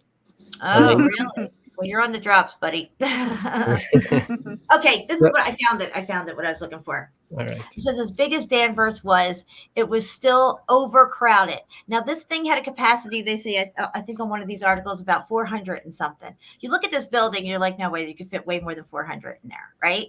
But they say that there was overcrowding and over 2,000 people at one time. First off, if you have a building and it's set for capacity of 480, you're not going to shove 2,000 people in there. That makes no fucking sense. First off, because you're just screaming for, you know, something, you know, bacterial, biological stuff to go down, and it wouldn't be good. You know what I'm saying? Yeah. So it says, as big as it was overcrowded, dirty, and understaffed. The staff did, didn't treat people there good. There's a lack of water, supplies, and people to do repairs. So there's a lack of water. But in another article, I read that there was a lake out back that fed this place. They had a pumping system, right? So here they're saying there's a lack of water. There's a lot of discrepancies. And I know this is a haunted site and stuff like that. However, when you read through the narratives and pull all these articles and stuff and start comparing them, you start to see a lot of contradictions. So let me see here. These hunting stories are just to detract you for looking into the real event, you know. So people just got up, oh yeah, it's a haunted place, and they don't think about the real reason it was there. Yeah, it's just a distraction. It's an easy thing for you to be like, oh, that blows my mind. That's crazy. Let's theorize. And it's like, no, let's theorize about how they built this shit and why they're cramming all these crazy people in this beautiful structure with spiral staircases and you know, these fancy exotic materials they'd have to ship across seas whenever there's no electricity. Let's talk about that. Let's think about that. But that's like a lot of work to try to untangle. Exactly. Absolutely. 100%. Known as the Danvers State Hospital, also known as the State Lunatic Hospital at Danvers, and the Danvers Lunatic Asylum, all these different names, was a psychiatric hospital located in Danvers, Massachusetts. This place, they say, took 4 years to build. Okay, you saw how big this place is, and I'll show it to you again. 4 years, and we'll get into the building of this place. Massachusetts is pretty damn cold in the wintertime. If anybody's been up there in the winter, yeah. So I don't think there's a lot of building going on in the wintertime, but that's just me. So 4 years and probably building half of the year if you're lucky, with weather permitting, because you don't have roads. Yeah, and you can't. Well, what year was this? I mean, you can't build at night if you don't have electricity. You're building by candlelight. Yeah, exactly. 1874 it was built. It opened in 1878, and they said that it was. It took 4 years to build. So it's just daylight hours, weather permitting, 4 years. Yeah, probably renovate. Yeah, probably. Fucking rabbit out of their hat. You know, Yeah, like, exactly. bravo, you and everybody else. How'd you do it? Yeah, the Kindred complex of Hawthorne Hill featured imposing Gothic spires and served around 600 patients on one section of the building. Here it says, "Why would you need all these crazy imposing Gothic spires?" Exactly. You know what I mean? Exactly. Yeah, I have pictures of the high up pictures of the locations. You can see it's so big, and it's always like in the middle of nowhere almost. Like a big field, empty field. Looks like that they built all the city around this place, like it was like a big castle before. Right. But Yeah, 4 years renovation, pretty maybe most likely repair. Yeah, these articles you read about all these, like tons of these asylums that are in the middle of nowhere, out in the boonies with no roads going to them. They'll say that it was to calm the crazy mind, that to be surrounded by nature and to be in a beautiful structure would like calm their mind and to keep them away from like the masses, you know, the normal population. It's like you're going to go through all that trouble and then not hire enough people. They're going to be shitting and pissing themselves, running around naked, overcrowded. Give me a break. That's no. Yeah, exactly. We just read that most of them didn't go out because they just put them in rooms and they don't let them out, and just for it doesn't. Yeah. I found the section that I was looking for here, and I don't know where it just went because I just clicked off And of it. Hold on a second. David Z just asked like a question. What about the psychology? But that's why they do this, because the future generation will be raised with trauma, and their children will be raised with trauma also, and it's so on and on and on. So people never get to a right mindset, you know. But, it's like after this restart, it's like they shook up the population, shook up the kids, sent the kids out, made sure they were shook up, and they took the adults and shook them up, so their family was shook up, and they're still shaking the shit up. Like we're still that's feeling like it. a key ingredient in their deception and manipulation is like making sure everyone's all fucked up and traumatized. Our grandfather. Yeah, exactly. Our grandfather, you know, we all heard the stories of our parents, how they were treated. You know, not all of them were treated really right. You know, So here it says the Middleton Pond supplied the hospital its water. The Middleton Pond. That other article said there was a lack of water there. I don't know if the pond dried up at some point or whatever, but it says most of the buildings on campus were connected by a labyrinth of tunnels. Many of them always institutions for the mentally or development. I'm sorry, I have to scroll back over here so I don't. I went a little crazy on the scroll here. Sorry, guys. my laptop is so touchy with that. It's a new laptop.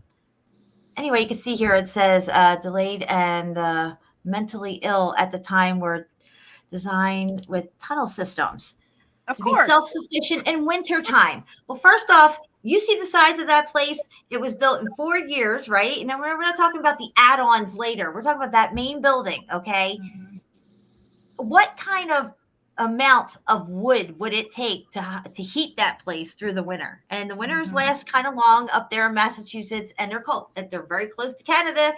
Shapu, you know how cold it is in the wintertime, so this is a huge problem. They say that they use the steam to heat these places. Yes, so there was a tunnel that ran from the steam-powered generating plant which still exists to provide service to Hogan Regional Center, located at the bottom of the hill, running up to the hospital, along with tunnels that connected the male and female nurses' homes, the Gray Gables Boner Medical Building. I don't know if it's Bonner or what. It says Boner Medical Building. Machine shops, pump house, and a few others. So the pump house had to have probably been for the little pond here, Middleton Pond, pumping water. Excuse me, right here, pumping water. And let me scroll down a little bit more here. The original plans were designed to house 500 patients, with the attic space potentially housing 1,000 more. In the attic. Now, Let's make sure and add an attic that'll hold at least double the amount. That's why we need 500 gables and spires. I guess they're shoving the people up there. I don't know. Oh my gosh.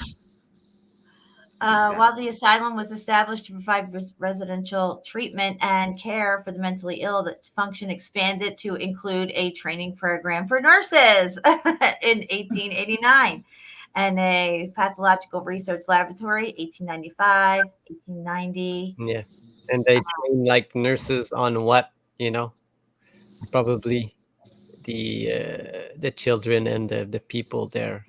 They were testing and. Like they still do today, they were practicing, the practitioners. It's interesting because it says right here, it says they're operating schools, clinics to help determine mental deficiencies in children. Yeah. Right. It gets into the inhumanity that took place and why it closed and everything as you go down here and stuff like that. But this is the history here. So yeah, we wouldn't get into the horror stories that went on, these. I can't because there's a lot of stuff I can't say here on YouTube. They're very sensitive about some of that stuff, and I've never really tread in that kind of water as far as that kind of speech and stuff. So I just don't want to do anything to get me, medical whatever. Who knows what. And I've only tackled this one institution, this one asylum, and there's like thousands of them, guys. I mean, you can just pick one, anyone from the 1800s. It's going to have a crazy narrative. It's only in one city, like in New York, there were probably like 30 of them. Yeah. It's crazy. So let me see here. Okay, so here, I was looking at this. When was electric... it says the history and evolution of electricity. Let me go to this one here. Golden age of power industry. Let me see. What is this here? Why do I have this here? Hold on. Okay. I was all into all this stuff here. I was trying to research power. When did it get to the bigger buildings? Just because power was at the World's Fair in the late 1800s and, it may be in 1860, whatever it started to get going. You have to understand there was no infrastructure for power. Okay. And these buildings were out in the middle of nowhere. Okay. So even if there was power in certain locations, it was a long, long time before it got to a lot of these huge buildings that were already built prior to electricity. And it took even longer to get them to the homes of the American people. So here's like by the 1930s, U.S. was using 114 billion kilowatts an hour of electricity a year, generated by more than 4,000 power plants. And that's in the 1930s. And most homes still didn't have electricity. So it says most electricity was generated by coal and hydraulic plants, with the remainder generated by natural gas and blah, blah, blah. So I was looking at that, and I think somewhere down here it talks about when it starts getting to the houses and stuff. Here's they're talking about the dams that they did. Roosevelt created the Rural Electrification Administration, providing electricity to farms and rural areas, but that's not until 1935, okay? You know why? Because they had to pass these new wire technology because they didn't have this wire in place before. So by 1950, farm electrification rate had reached nearly 80%. So 80% of farms by the 50s had some form of electricity. Well, there's spots here that doesn't even have electricity even today. Yeah. Let me go back to this page over here real quick. There was something over here I wanted to do. Read. My friend lived in a new location, and they don't even have like this fiber optic internet yet. You know? Yeah, that's And like my here my where I'm friend at. works. My friend works for the company, and Oh. he went into to Nunavut. I don't know if you know where is Nunavut. It's like at the northern part of Nineveh? Quebec. Did you say Nineveh? Nunavut. That's what It's at the northern part, almost at the North Pole, and he went there to install fiber optic wire. But here in my city, there's location that don't even have it. You know, so where's what? Why? What's the Right. sense of this?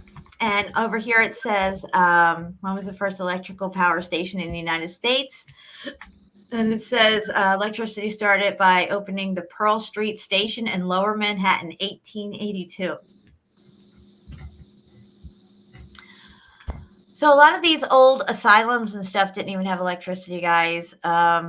Yeah, let that sink in for a second. No electricity in these massive buildings holding all kinds of supposedly crazy people. Okay, what was going on at night in these places? Just please. No wonder they feel haunted. No wonder they'd feel haunted. Like, can you imagine people screaming? Like, if you read the stories, they're like, "Kill me! I want to die! I want to die!" Like the screams that they claim. It's just horrific and pitch black. Because they're not going to let them have candles. If you're crazy, burn the place down. Catch yourself on fire. Oh, man. Innovation and Invention, 1880 to 1910 was the first of the renewal for Boston. 1880, the city was still recovering from the fire of 1872, along with the rest of the nation. From the financial panic of 1873, a brilliant new era was ahead. However gloomy it may have appeared to poor and wealthy residents alike, popular topics of debate in those years included civil and social reform, labor disputes, women's rights, blah, blah, blah. Here it says, I was saying something about, let me go back a page here real quick. It says, where the heck did I just see this thing here? Oh, here it is. History of U.S. electricity started by, okay, I read that one. Where was something else I wanted to read here? 1839 for that electric car stuff. I'm just going through my stuff here. It's so much stuff. Give me 1 second. Oh, this is good. Oh my gosh. I can't believe the stuff that I was looking at. Page 62 is what I think I was interested in on this one here. All right, so I went to this is a site I found here because I'm trying to figure out when was there electricity? When did everybody start getting electricity? And like I said, most of the what kind of electricity? Wired electricity. Right. It says the history originated in the mid-1980s. It's a research project that they were doing here. Let me scroll down here. What's this up here? Stationary 30. Okay, so they're talking about the companies and stuff. And then you go down here to the table of contents. I think here. Okay, so 1899, the A.G. Walton and Company, right? This was the first utility here, 1899. And then you have, it kind of goes in succession here as you go down. You also have Adams Electric Light and Power, 1887. There's a lot of Adams here. I don't know why, but Adams Gas Light, 1860. Adams Power, 1895. And then it starts getting into the 1900s as you go down here. There's a couple of 1800s here through here and everything. So I was trying to figure out, like, really when did stuff get up and running? Because, it's one thing to bring electricity to one building, but now you're going to have all this wire, all this wood and all kinds of stuff because you have poles to put the electricity on and stuff like that, the wires to take to the houses. And then you have to put the wires in through the house, wire the whole house up and everything, or building or hospital or whatever the heck it is. It's going to be a lot of work. And especially, this is new. This is brand new. It's not like, they've been around for a long time hooking these places up. It's new. Yeah, they're saying that the first place they had some kind of electricity was like in England. It was like gas lighting, but you have to pass all these gas pipes before having all this because it's not over the top of the ground, it's under the ground. Exactly. So Which the brings cities us- were already built, so you had to open it all up. exactly. It brings me to San Francisco. When we see San Francisco, supposedly, like, with the streets, and then you see a few buildings here and there, but the streets are already like muddy, but they're carved out kind of. There's no pipes going into there. How did these cities get running water to them even? Sure, they show them building San Francisco and all this stuff. Nobody shows anybody putting in sewage or plumbing or anything like that. Yeah. I mean, it just doesn't make any sense. Anyway, this is a whole history of all the power plants and when they started up and stuff like that. It goes on and on and on. It's quite lengthy. So I'll drop this as well in case anybody needs it for reference or wants to look up any particular one company. You will have this, at least from what I could find anyway. There you go. Where'd Freya go? She dipped out? Yeah. Oh, no. It says device not connected, so I don't know. Maybe she lost power to her. Oh no, she said that she put herself backstage, but I can't bring you in, Freya. You have to go. Yes, go out and come back again. So here it's talking about the Danvers Insane Asylum. It says constructed of the Gothic style building made from locally sourced red Danvers whatever brick. Began on May 1st, 1874, and took 4 years to complete at a cost of $1.5 million at the time when much of the country was still recovering from the financial strain of the Civil War. Because, you're struggling for financial strain, but, let's shell out $1.5 million because we may or may not have a bunch of crazy people. In 1874? Yeah. Look, it's right here. It took 4 years to build this thing. That's what they say. 1.5 million. And then it says over here, it says by 1900, it had treated more than 9,500 patients and employed 125 people. So it was, now let this sink in, guys. 1874, right? It began the construction. And I think 1878, it says over here, the first patient was admitted. 1878 to 1900. They treated 9,500 patients in that time. That's a lot. I mean, don't you think that's a lot? Yeah. I mean, to me, it seems like a lot. Well, like you said, they built it in anticipation that there would be tons of crazy people they would have to throw in there. Like they were preparing to put crazy. Like there's just crazy people everywhere, and they're like, "Oh, we better build some facility to put all these nuts in." They had the narrative and they needed these buildings, but I don't think they built them. They found them and utilized them for breeding programs. Mm-hmm. In my opinion, that could be part of it. I think that. Mm-hmm. Oh wait, hold on. What did I just click on here? Let me go back. Yeah, because most of them they have this plate in front of them written "founded," never built, or it's always founded in. Okay. Founded and established. Yeah, established. Exactly. Okay, this is about the Inventorium and Cooney's incubators. This is the thing that I was telling you about. So it's 35 years of Cooney's incubator exhibits. His sideshow was still the best place in many cities to keep a preemie baby alive. By 1930, most hospitals still didn't create alternatives to Cooney's inventoriums. So people kept bringing their newborns to the Midway. Then in the depths of the Great Depression, it goes on and on to say here. So let me see if I can make it. Oh, yeah, I do have this site up.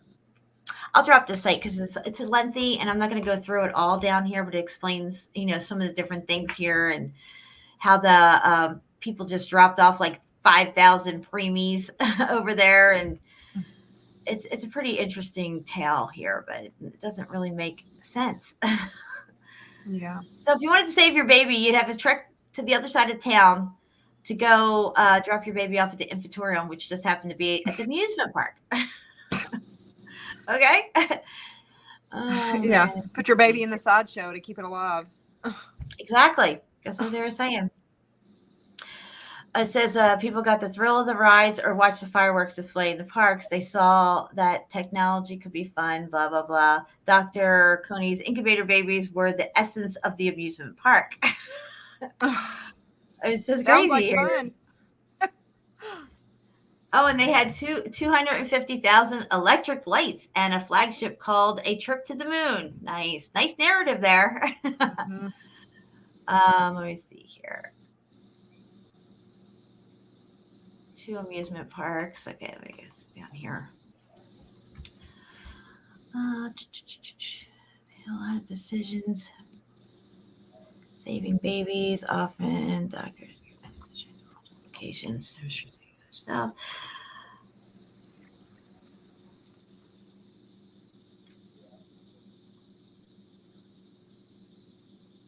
Okay, here they're saying something about the author wrote that the human race suffered by keeping alive babies who the medical community literally referred to as weaklings.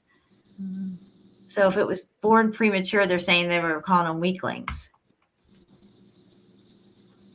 Interesting. I guess here's where they tore it down, 1911.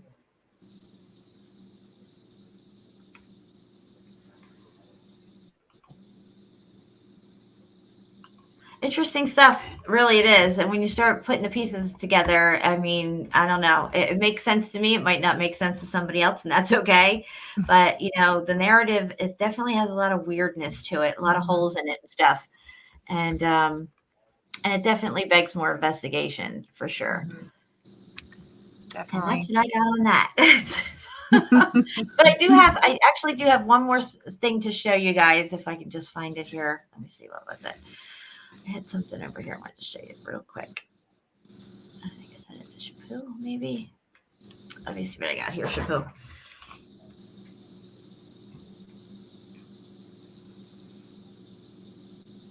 Was it this one? Oh, no, that's not it, though. That's a stream. Duh. Okay. Oh, no, that wasn't it. Okay, let's go over here. Just make sure I got my links here. Oh, I was looking at the babies here. How many babies can a mother have and stuff, and how close together? Because it says typically between pregnancies is about 2.5 years. So, third of women space their children too close. The government study says. Experts say mothers should wait at least 18 months to give their baby time to recover. Give their body time to recover and increase the chance of the next child being full term and healthy. See, this is what I'm saying. If they had these babies coming out quicker, like, pumping them out kind of, I hate to say it like that, but, it would bring on not a full term pregnancy, and you would have preemies and stuff like that. So this is why I was looking up, the term limitations, what's healthy, what constitutes a preemie, what would bring that on and stuff. Yeah, it sounds like a baby mill. Like there was this massive baby mill agenda going on, just like with puppies. It's just very similar. It's some creepy stuff. What do I have here written down? It says perhaps one of the oddest was the use of thousands of young volunteers. Yeah, that's right. Were called to duty for their country by living in special facilities dedicated to human breeding. And this was the Nazis. So this brings us up to World War II, which is kind of where we started off with, because I was showing everybody in the beginning that it was a thing, and it still was a thing even up until World War II for the most part. This one here says, I was wondering about sewage and stuff like that. Here it was saying, let me scroll in on this. Before running water and sewers or septic tanks were in homes, there were likely no bathrooms, okay? Because I'm trying to figure out what's going on inside these beautiful buildings that we see that have no electricity, and some of them don't even have bathrooms or running water. And you see them all over Europe, but I'm kind of focusing on here in our country. So it says cities could supply both running water and sewers, so bathrooms were a thing by the 1870s. Okay, but this thing was built in 1878, it was, okay? And it's out in the middle of nowhere, and they did have a pond that pumped water. So they could have had some sort of water system going in there with flushable toilets, though. I don't know. I don't know about that, because I did look into toilets and the history of those, and they weren't really a thing until you get into the early 1900s as well. Okay, so in the country, rural electrification came along from the 1920s through the late 1940s, and homes started to get it as well, get well pumps and septic tanks. Before that, the farm family got buckets of water from the well or a manual pitcher pump outside of the kitchen, outside or in the kitchen. There were water buckets and let me see, shared diaper for each person. Is that what it says? Diaper or dipper? Excuse me. What? Shared dipper for each person to drink from. To I thought it was drink, a not a diaper. And from cooking and washing, let me see. There might be a copper water heating tank attached to yan and the wood or cob burning cook stove. Black iron kettles outside, heated by wood fire. So there's a lot going on that takes place to facilitate everyday living in your life. Okay, when you go and build a facility, supposedly, according to their narrative, of that size, when all this stuff is pretty much new and barely even out there to everybody, and you're going to be putting people in this place to live under conditions that don't provide the everyday necessities that we enjoy today. It just that in itself doesn't make sense. What makes sense to me is that if you start digging down, you're going to find the rest of this building, because you can already see that it's got mud flood windows at the bottom, and that they utilize this facility under the cover of an asylum to further the repopulation program, in my opinion. And that's just one place that we're looking at. So imagine if we could tear apart every one of these things and what we're going to find and stuff. It'd just be like crazy. And I took 2 hours to do just one thing. But well done. I think you made a good point. I mean, the idea that they're going to build these massive, impressive, complex, beautiful castles, and a lot of them have very fancy grounds with manicured lawns and elaborate fountains, especially like the ones in Europe. But then they're going to place in the bedroom a bucket in the corner for everybody to shit in. No, exactly. You can't build tons of the fountains in Europe. Some of them, they don't even know where the water's coming from. Like, they're so complex and sophisticated, but they couldn't figure out to not shit in a bucket, or they have like a stick with a sponge at the end or reusable to wipe their ass. It doesn't make any sense. It does not make any sense at all. And these are all valid, good points that most of us don't even think to ask until we get into like topics like this kind of research.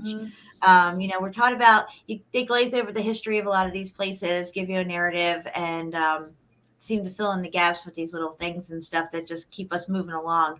And these are critical questions when you're critically thinking this stuff out. Also, I found an article, I don't know where I put it here, but it says that the Mayan, not the Maya, the Mayan had plumbing as well. So the Mayans even had plumbing, but our big buildings and all this stuff like that, the elaborate stuff you see in Europe and all, supposedly didn't have, flushable toilets and any type of water coming into the building where they could, readily just turn it on and use it. You could build this elaborate architecture, mind-blowing architecture, cathedrals and everything, no electricity, no water, no roads. It just doesn't make sense. And what was life like in places at nighttime? What are you doing at nighttime? Everybody's just sitting around a fire with their candles everywhere. It's making all these candles.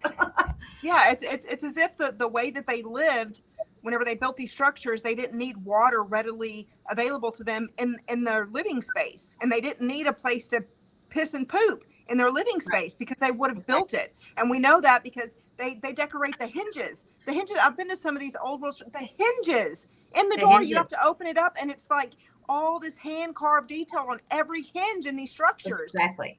But yet they're going to bypass the running water and where they're going to pee and poop. Exactly. Think about it. Exactly. Like, for some reason, they didn't need these spaces to pee and poop, and they didn't need access to water as often as we did, or not in the way we did. Maybe they accessed the water from the fountains, or they have all these complex builds with water that like make music. Have you seen those where it's like different tones, like they set it so it makes different frequencies? And it's interesting that you mentioned that, because, and I'm going to bring up the near-death experiences and what I hear about what people say about heaven. Not only are there glorious buildings there, and they're usually covered in gold and all this stuff, that there's this music going through the air constantly, this symphony of music in heaven that is, it's just, it's amazing, and it's everywhere. And that just reminded me of that. That's very interesting. Yeah, Yeah, it's like they understood the buoyancy and density of water and air Mhm. because the organs work the same way as these fountains, with Mhm. air, but it's Yeah, that's another yeah, thing. Look it's into the history of toilet paper. Freya, didn't you look yeah. into that? Something about what they used for toiletries? Well, just the I know in some of these places, like in Europe, they talk about they had these public restrooms where everybody they would have holes like holes cut into big slabs of concrete is what it looks like now, and they say that was public. They would all just sit on it out in the open with each other, and they would wipe with these sticks with like sponges tied to the stick, and you'd reach back and wipe with your stick and then stick it in the communal little holder, so next time you take a shit you just grab it out and wipe again and stick it. And but meanwhile they're building these beautiful these divine majestic structures. It Right. doesn't Like make even any sense. the Palace of Versailles had no plumbing in it. Yeah. I mean, they said that the way supposedly they were living there was disgusting. And you have an amazing architecture here, okay, covered in Yeah. gold leaf everywhere and all this stuff, embellishment out the ass, and mirrors everywhere, all this stuff, but you can't figure out plumbing and what you're going to do with your wastewater or bring water in that's clean, heating and all this stuff. It's just. They None of it didn't makes need sense. it. They apparently they didn't need it, or because they would have included Exactly. it had they Millennial needed it. Why reign, if didn't these they are need millennial reign buildings, they did not need it. They did not need it at all. And that's why we're Yeah. handed these crazy narratives to try to Yeah, explain it away.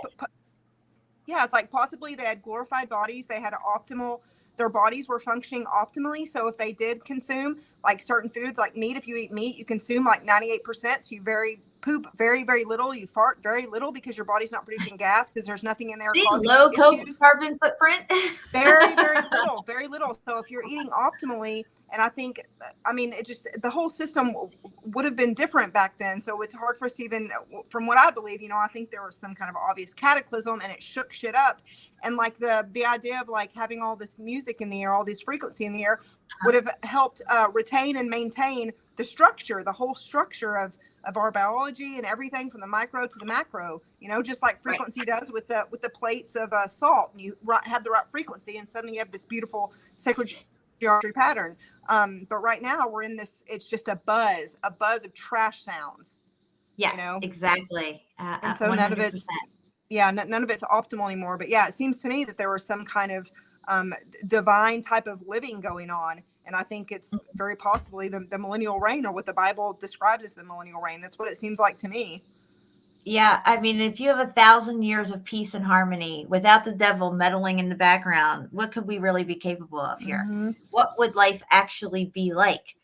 Yeah, and then we see these amazing buildings and none of this stuff makes sense. And it's like, you can't help but put the two together. And that's where I'm at with things. If you disagree, that's okay too. If you have your own ideas, that's okay too. But that's where it's leading me in my thought processes and bouncing it around with you guys and stuff and getting your opinions and everything. We seem to be coming to the same conclusions, which is, just one step closer to the truth. And since we've been living a lie on so many levels all our lives, I welcome the truth at every turn, of course. Yeah. Thanks, Drake. I appreciate that. So, Shapu, do you have anything you want to show here?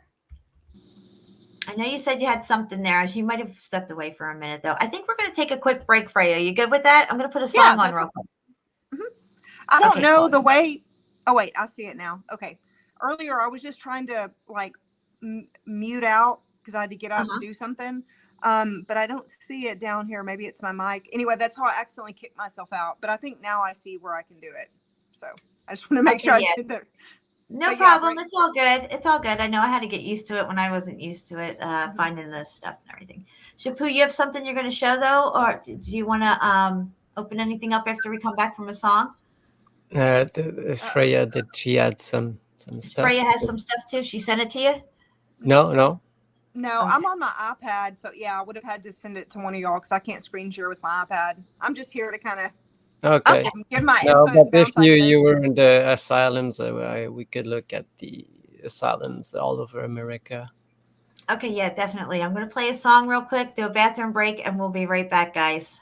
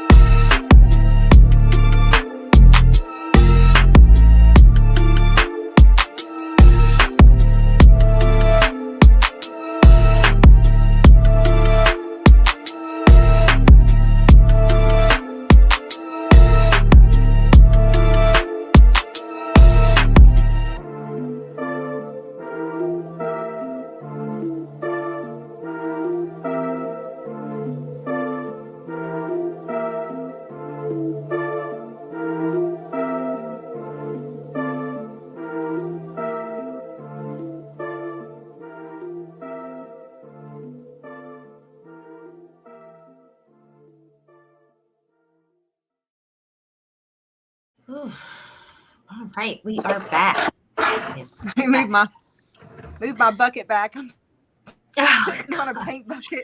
You are dedicated, Freya. I love it. I'm so happy. I'll find a way. That's right. Yeah, thank you. Thanks for having me. I mean, I'm happy to be here. Honored to discuss these so ideas great. with y'all. I know we've been like sharing so much stuff. Mark says excellent animation in this video. Thank you. It's I actually put the music to that animation. I found the animation had a different music to it, and I didn't like it, so I put that music to it. And then I added the "Kill Your TV" in there too. I like that. Important message. All right, guys. So it's all up to you. I'm going to sit back and see what we got going on. 47 people here. Story of Yah's creation. I like that name. That's a nice name. I like that. All right. So yeah, this is what I was, the bride ships. This is what of orphan girls, you know. Interesting. I was talking about these ships. Now, see, this one was going to Australia. Wow. And you read what was the date that they said they invented these incubators? Oh, it was 18. I think it was 1890s. Okay, because like in 1891 you could raise your child free. They say. What? And yeah, and they say here in the avant terme means like prematures, or débile means like dumb kids, or maybe handicapped, I guess. Down syndrome or something. Is this in from Canada or from France? No, this is from France. Wow. This is in France, Paris. Oh, okay, I see now. Yeah, then these are these kind of incubators. But this one is electric incubators, not gas ones. I never heard of the bride ships, though. That's crazy. It kind of reminds me of the Ship of Fools. Mm-hmm. We were talking about the Ship of Fools and how that was like the first thing that they were brought on, like foster care and all this stuff. Yeah. Or they were taking these people, though, and just dropping them off in other locations. Yeah, they build them on ships like this, you know. Yeah. And then they sell them out of these trains. Yeah, they'd line them up. That's where up for adoption came from, because they'd put them up on a stage, and that's how we get that. They're up for adoption. I get it. Mm-hmm. Yeah, they put them up on a stage, and then they look them over, check their teeth, all that, like they do with slaves. You know, like they say they do with slaves. Yeah. You know, you see 5,000 kids on a train, I start to think like, well, that's a lot of hungry mouths to feed. You know, where's all this food coming from? Just all these things I'm thinking of, you know. And then you have utensils that you have to eat with. How's that getting all clean? Where's the water coming from? I mean, what's this train equipped with? You know, flushing toilets and toilet paper. I don't know. Who's funding all of this? Who's funding it all? I mean, they just say it's philanthropists. So just like rich dudes are just like, oh, there's a bunch of homeless dudes in New York. Let's put them on a train and send them to Texas. Like, what? Send them to the farm. That's basically what they say happened. Just some rich guys paid for all this shit to take place. Like, who are these rich guys? Who were they bumping shoulders with? Who's this Brace guy I know? You know, this Charles Brace. Like, who is he chummy with? Is what I wonder. Probably found the same characters, but anyway. Yeah. Probably in a Mason gang. For sure. Yeah. That's what I'm thinking. One of those crazy odd fellows. Yeah, odd fellows. Yeah. That's very true. That's very true.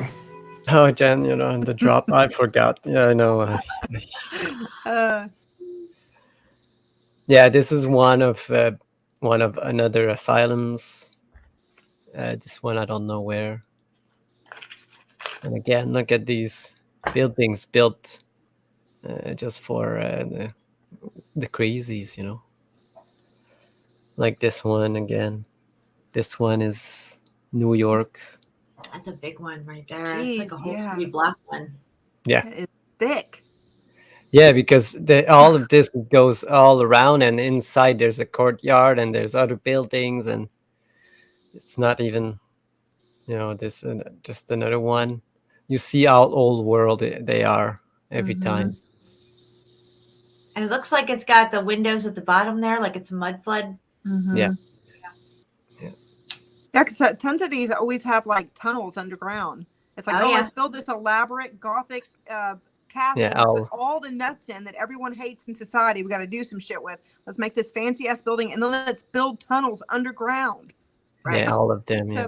Yeah. But it's just the rest of the building. That's all the tunnels are. The ones that they were able to open up and it connects over to here. Look at this. Wow. We'll say we've Yeah, you see like exactly. this. Like, this is one big, all connected, one big complex. I don't know if you see it enough. Yep, I see it. Jeez, yeah. Wow. And the grounds were always manicured too. They'd have these very manicured, beautiful grounds. Like, they're watering this with what water? No, yeah, exactly. Just another one. You know, they're all kind of different, but you can see that this one probably goes down really further. Yeah, and this looks more like a church or somewhere where, like, say, the priests and the nuns would live or something, other than like an institution of some sort. Yeah. Yeah. And we still have some remains today. They're almost all closed. Yep. And they were like destroyed later. Yeah, but you know, a lot of them were destroyed, left vacant for a long period of time before they were able to have the equipment to actually demolish these things because they couldn't get rid of them. Yeah, it's exactly. Yeah, they just had to give a narrative to have some kind of excuse as to why they exist. And so then it's like, okay, we made use of that for 80 years or 60 years, whatever. So now let's just abandon it because it really isn't, you know, doesn't function that well for the purpose of putting crazy people or orphans in. Yeah, exactly. Like this one. See. Jeez. This one, Salem. Look at this. You know. Why? Crazy, right? Humongous. And those tops, those spires. Jeez. Oh yeah. Yeah. You need that for an asylum? You see, this is one of the pictures I was talking about. Oh, sorry. Yeah, look at this. It's out in the middle of nowhere. Look at this. Yeah, you can see it's nowhere. There's only farmlands, no trees. Remember, no trees. And what's over there off to the right? Are there some ruins over there? Keep going over to the right. What's all that mess? Yeah, because they all found this place. Look, They it looks like just, we're still digging this one out here. yeah, they digging it up. That's what they are doing. You can see all the dirt here. Digging this one up. Baby. Digging this one has been dug up already. This one too. Wow. Very interesting. Because this is, I think, the same one. Look, you can see. Oof, they're renovating. It looks messy. Yeah. Yeah, but the other picture had like dirt piled all up to the sides of it. It doesn't make any sense. Yeah. Here. Yeah. Like here, it's almost built, but yet it's got all this weird piled up. As you get it more built, it should look more cleaned up, not more messy. Yeah, it must be. Wait, we don't see it. It might be like here. Yeah, it's weird. Yeah, it's like they use the digging up pictures to say it's construction pictures because it looks all messed up, and your brain's just like, oh, it looks trash. It's like, oh, well, they're still working on it. Yeah, exactly. You can see that all this is finished, you know. But look, it's buried halfway. Yeah. Yeah, it's sinking. Looks like it's sinking into the ground.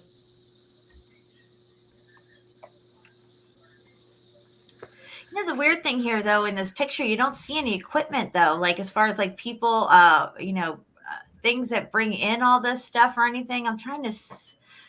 I see some stacks of some stuff over here, but Yeah, there's one these truck weird here. walkway platforms that they've made down here. See them? Yeah. Yeah. Very strange. And then where is everybody? Yeah. Oh well, maybe there's one here, one. Oh, one. Okay. Well, there you go. I can see you can control the whole thing. Yeah, one guy cleaning all this shit up. Yeah. Again, Aldi. This one, Hebrew Orphan Asylum. I think it's in New York. The Hebrew Orphan Asylum. Yeah. Interesting.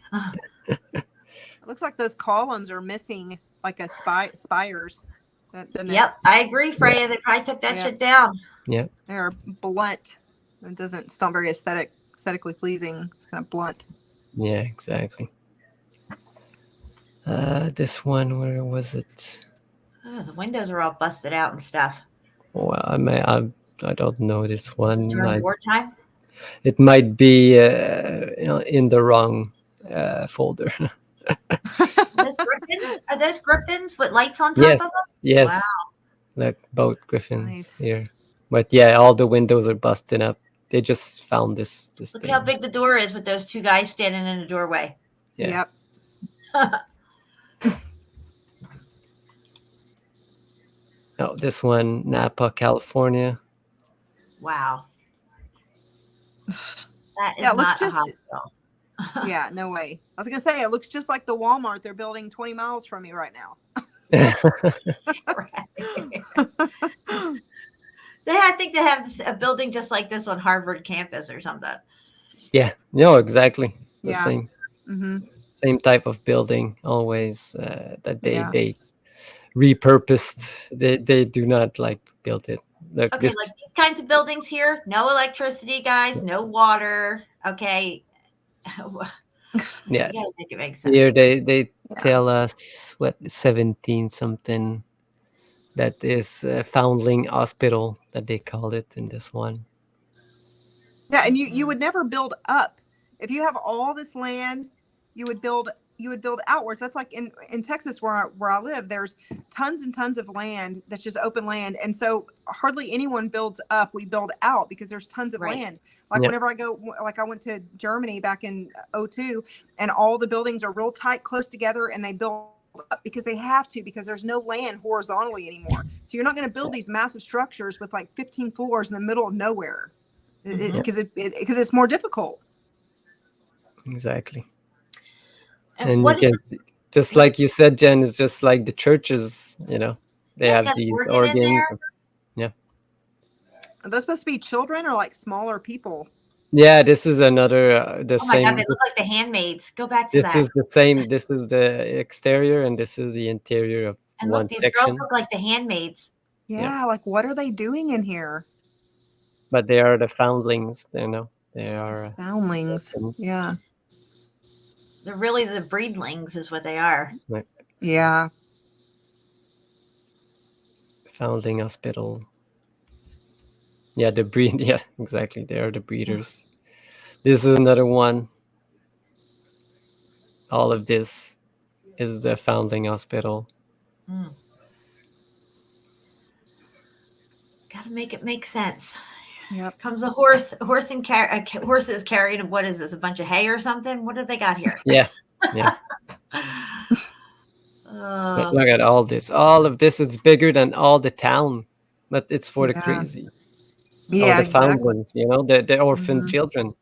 But if you look at the town behind, it's nothing as big. Maybe the church. I think this building is the whole town. Yeah. Yeah. And this one was taken from a map. 1872. Washington, they say.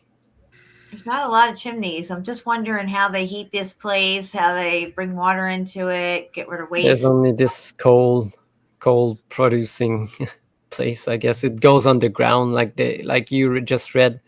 They're probably in the tunnels, the steam engines and stuff. Or this one, they probably added this one for coal because they said that they use coal coal heating. Yeah, with these places, it doesn't seem like they had some kind of system of temperature regulation, which means to me that they didn't need temperature regulation. Perhaps they didn't have the extreme weather that we have today, because they obviously know how to build and know how to accommodate what they want to the most beautiful, frivolous degree you could imagine. Why would they not regulate the temperature? Right. Yeah. Yeah, exactly. Same with the roads. If you can build all this to the perfect degree of all this stuff, why couldn't you put brick down on the ground? Right. Exactly. They did it in other places. I mean, wow. Well, that looks like it's sinking on the right side. It's kind of rural. It looks kind of drunk. Yeah, this might be. This one is in LA, Los Angeles orphan asylum right here. Look at this. Good grief. I know, right? They thought a lot of their orphans. Yeah. But if they had like these steam heating, it's so efficient that you don't. You just open the window to let the steam out. To regulate. Yeah, Shapu. I mean, I think if they were regulating their temperature, it was in a very sophisticated way, and they didn't need to like burn stuff in their living room to do it. They had a more efficient way to do it. But another technology that we don't fully understand or we don't use. Yeah, this is the one, Jen, that you showed, the Danvers one. Yes. But this one, it's in the 1930s. It was abandoned, they say, already. Wow. Because they didn't need it anymore. Yeah, that it was falling into disrepair. They didn't have, at that time, they were saying that they didn't have water running to it. Yeah. So I don't know if their little pond dried up or what, but I don't understand how you can build an elaborate building like that, but you can't figure out how to pipe in water and keep, it just doesn't make any sense. Like in the medieval times or whatever, or even if you look at the 14, 15, 1600s, you got people running around in the most ridiculous, ornate, fancy clothes ever, right? All these advancements in sewing contraptions so they can wear all these weird, fancy clothes so they can go out and muck around in the mud with their horses. Yep. Are you kidding me? It makes no sense. Meanwhile, pooping in buckets. Yeah. And wiping with sponges, reusable sponges. Yikes. Yeah. Is that trash heap out there? Yeah, that's what I was looking. Well, look at all this trash there. Barrels or something. So this one is in California, San Joaquin County. Big one too. You will see that there's some all over the place. This one, Napa again. Wow. See, just looking at it like this reminds me of what we would see on the maps as those little castle-looking cities. Yeah. No? Yeah. Yeah, that silhouette is striking, isn't it? I think this is the same one. And look at this, how they just... Well, they just come along, clean it up, maybe put some windows in, add some trees. Yeah, because there's almost never big trees.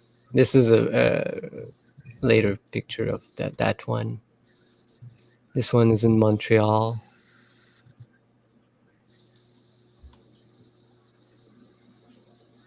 And it's just one part of a big section again. We got a muddy road, a nice sidewalk, and a beautiful building. This one's in Toronto. Look at it. Looks like something came off that dome up there. Scroll up. See? Oh, yeah. Up there, they took something down off that for sure. Yeah. Probably the gold off the dome, too. Yeah, why would you need a dome to put on an asylum? Because these have a functionality, something. This building had another purpose.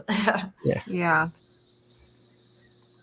This is one that has been repurposed for tourism.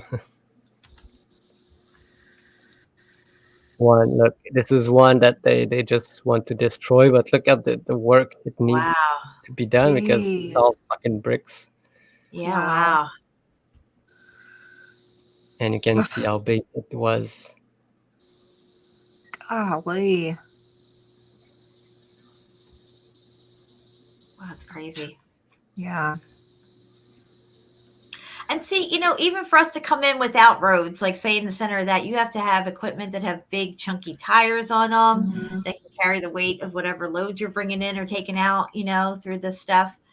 Here, we're supposed to believe that these horse and buggies did all this stuff in the mud. Yeah.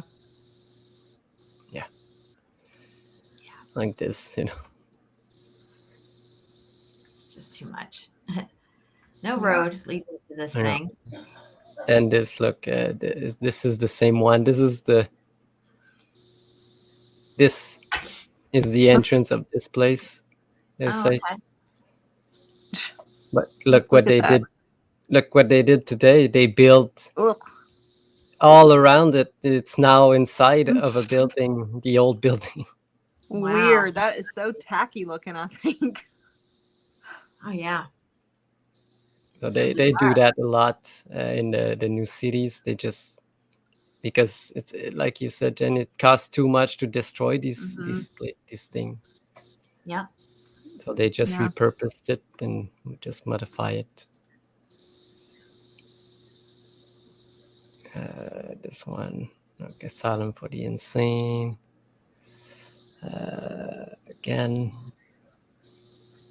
just looking like crazy castles that you will see. Yeah. Yeah, the next thing we're going to tackle is the prisons, because a lot of the prisons from the 1800s look like castles as well. Oh, yeah. The same kind of layout a lot of the times, too, with this long... Yeah, sometimes they call it the armories also. They're the same kind of buildings. Yeah, and they're all basically the same thing. The orphanages, the prisons, the asylums. It's just a place to put people. Yeah. You see, this one, look at they call it the idiotic and imbecile youth. What? How? Because they don't know anything? What? Well, I guess It's you need gonna all need those spires, though, for all those idiots and whatever. Yeah, that's what I was saying too. Yeah. Make sure you add spires. Yeah. Yep. Look at this. I mean, these things are massive. Yeah, They're look at just this. too much to comprehend. If you're standing there, I mean, just what? Yeah. I could say a whole town could live here in this place. Do you see how big this place is? Okay. One. Oh man. Look at that. Why would they? Yeah, exactly. Columbus Asylum for the Insane. No Whoa. roads leading up to it except for this little whatever cart ruts. What are these? I don't know. Yeah, cart ruts. Are these trolley tracks? It's trolley tracks. And look, in this one, they call it Institute for the Feeble-Minded Youth. They have all these. Because we need that for the feeble-minded use, and no expense spared on this one. No, look at what the plan for these hospital for the insane, big empty field, but the city's all built. Exactly, again, out in the middle of nowhere. That means all this stuff had to be hauled out there. Okay, well, maybe they got the brick from the plot next door over here in this empty area, but what about all the interiors to this building that had to be shipped in? You know what I mean? I didn't save the interiors, but I've seen a lot of them. They are crazy. Yeah. Big chunky wood, spiral staircases, like you were saying, Freya. Looking more like a castle or some kind of massive palatial estate of some sort. And all the variety of structural elements they're putting together to make these. It's not just like a cube, a spiral. Like there's all these different towers and very complex building methods. Like if you're just building something to put all the crazies in, you would just make cubes. I mean, you wouldn't do all this complex, make it so much more difficult for you. Exactly. Who's funding to build these things? Yeah, you would think it would be reversed. It would be the way we build now back then, because it's the easiest, cheapest way to go. And then we would be building stuff like this today. Right, exactly. It's completely opposite. Yeah. And they're putting like the crazies that nobody gives a shit about, the people that they want to hide away from society because they're dirtying up, the masses. And they're going to build places like this to put them in. What is this? Ugh. This is a college? Yeah, this is the founders Royal Holloway College. Jeez. Okay, well, I don't know who's blowing Holy- smoke up somebody's ass with this narrative, but that's no fucking college, okay? Right? It reminds me of those like the Tibetan, what they say are Tibetan temples, like the columns upon columns upon columns. I mean, the way it's like stack. Why Yeah. do they need that for a university? Yeah, exactly. Yeah, That is look like at that. Wow. frivolous. But it was a foundling hospital changed into a college. I mean, the design for this thing, the windows that would need to be made and brought in, the Look at those God only knows towers. what it looks like on the inside. Yeah. Look at these Jeez. chimneys and stuff. Look at Yes. how ornate and elaborate it is. Of course, I don't think they're used like we use chimneys today, but that's neither here nor there. It's just overly ornate. Yes. Are they supposed to be chimneys? It's just like tower, just piled. That is Yeah. insane Yes. looking. It's supposed to be chimneys. I don't know. Jeez. Not sure. You could put a whole town in there. They could live there. That would be just, the whole town right there. Yeah. Yeah, exactly. Just another one. Yeah. So many This of is these the asylums this could. is the. Oh, well, go ahead. I was just going to say, yeah, so many of these asylums, whenever you look into it, they can house like thousands of people. Like my town Yeah. is 3,000 people. Like that's a lot Right, of like your whole people. town could live in that Yeah. building. I mean, if you were, during the millennial reign, maybe this is how they lived. Yeah. I don't know. exactly. Maybe. I mean, it's hard to imagine. Even if that say that last one that you just showed, Supu, if you could say that was for some, or the one before that, the college one that was an inventory on. Yeah, that one.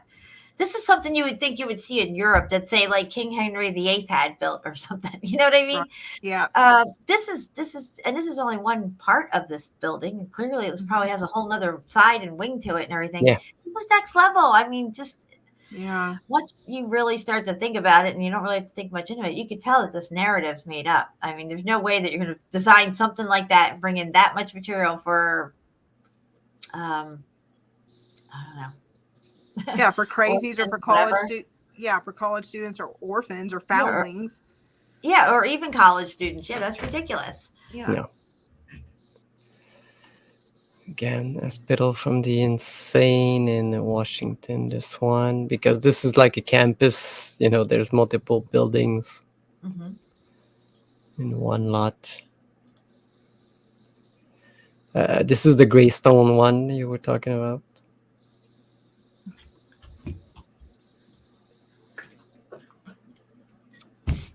Look at this again. Looks like a prison. It does. Yes, that looks very much like a prison. Or what they tell us are prisons today, anyway. This is the same one because they have repurposed this one, the Danvers one. They have renovated all of it because it was abandoned for a long time. Which one? Well, I think I had like a nice one. This is one of the oldest one I could find. It looks like an old castle. I mean, look at these horse and buggies here. Okay, it just doesn't even match. It doesn't even look like there's any windows in this thing. I mean, I can't tell for sure, but I guess the glassmaker was off that day. I don't know. Yeah. They always have these crazy buildings. And this one, I think, where this one is it Venice? Yeah. This one is in Venice, I guess. Yeah, but it's an entire island for the insane. An island for the insane. Yep. And this island, guys, it's all man-made, first off. The brick goes down to the water. So you can make that make sense, okay? Yeah. Again, Illinois. Look at this same crazy type of buildings. This is the entire campus of it. Why? Oh, gosh. All of this for the insane. Jeez. It looks like I guess they're growing their own crops to feed the people there. And one of the ones that I had read about had its own farm and stuff like that. And of crops and everything, supposedly to feed the people, which had, I mean, it was a little better of a narrative anyway. But I felt like, if this was like a city size building, right, where most of the people lived here, even like Chambord, what we see in France, 1500s, they built that, late 1500s. Those lawns and gardens around that platform, I don't think they were just these beautiful aesthetic gardens. I think they used them to plant their food, which would make sense, because other than that, where's your food coming from? You just gonna go out to this beautiful garden and sit around and starve? Yeah. And I think they were possibly growing stuff for the animals too. I mean, I think there was a beautiful kind of harmony with the people and the animals, Yeah.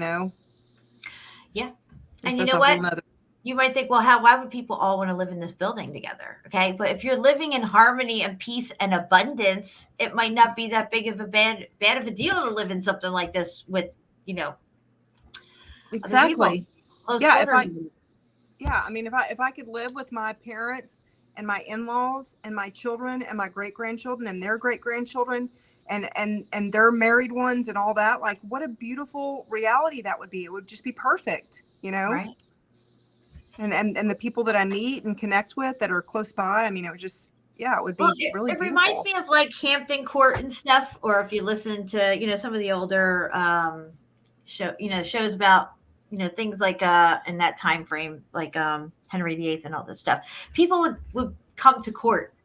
And the court, the Hampton Court and all, it looks like these places. They're massive buildings. Mm-hmm. Look at Hampton Court. If you don't know what I'm talking about, it's in England. And it's massive. It's all brick. And it's on par with the size of these types of institutions. And, that's where the king and queen were. And you would come to court and everybody would live there. It's who they invited to live there, though, which would be their upper crusty noble people and stuff. And the other people who were in charge of like the lands and the outer farms and stuff like that. There was nobles that lived out there and kept, mind of, oh, wow, this is interesting. Yeah, that is interesting. Wow.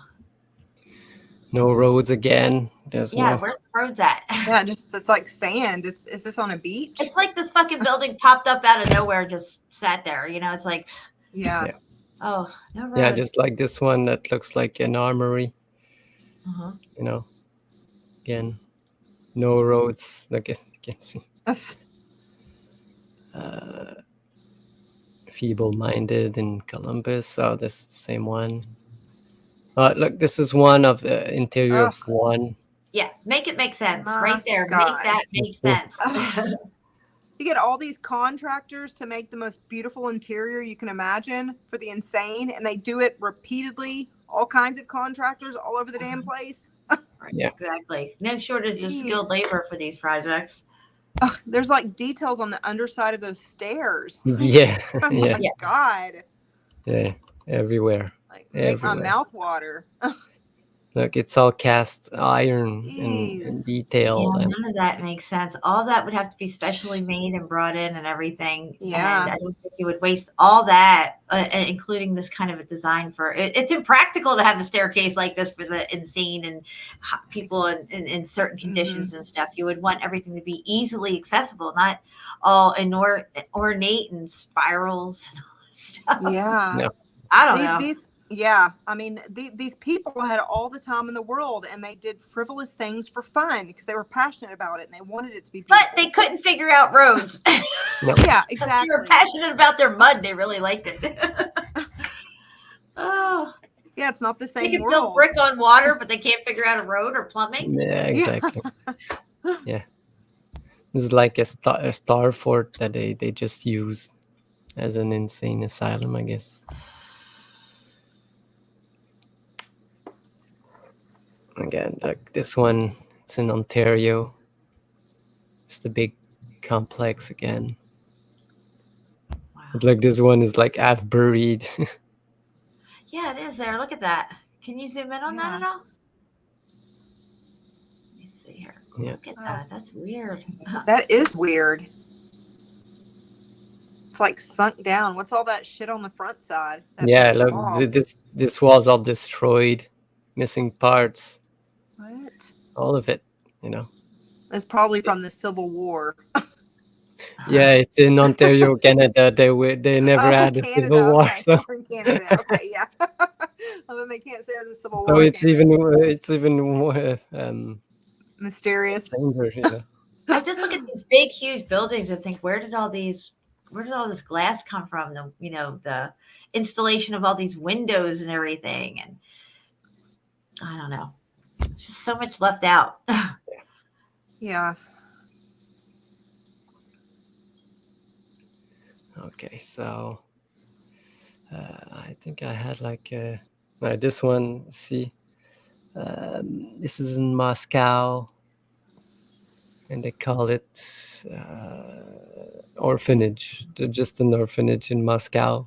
Oh, nothing to see here. Just an orphanage. Wow. Jeez. Just another one. Just intricate designs. Look at this again.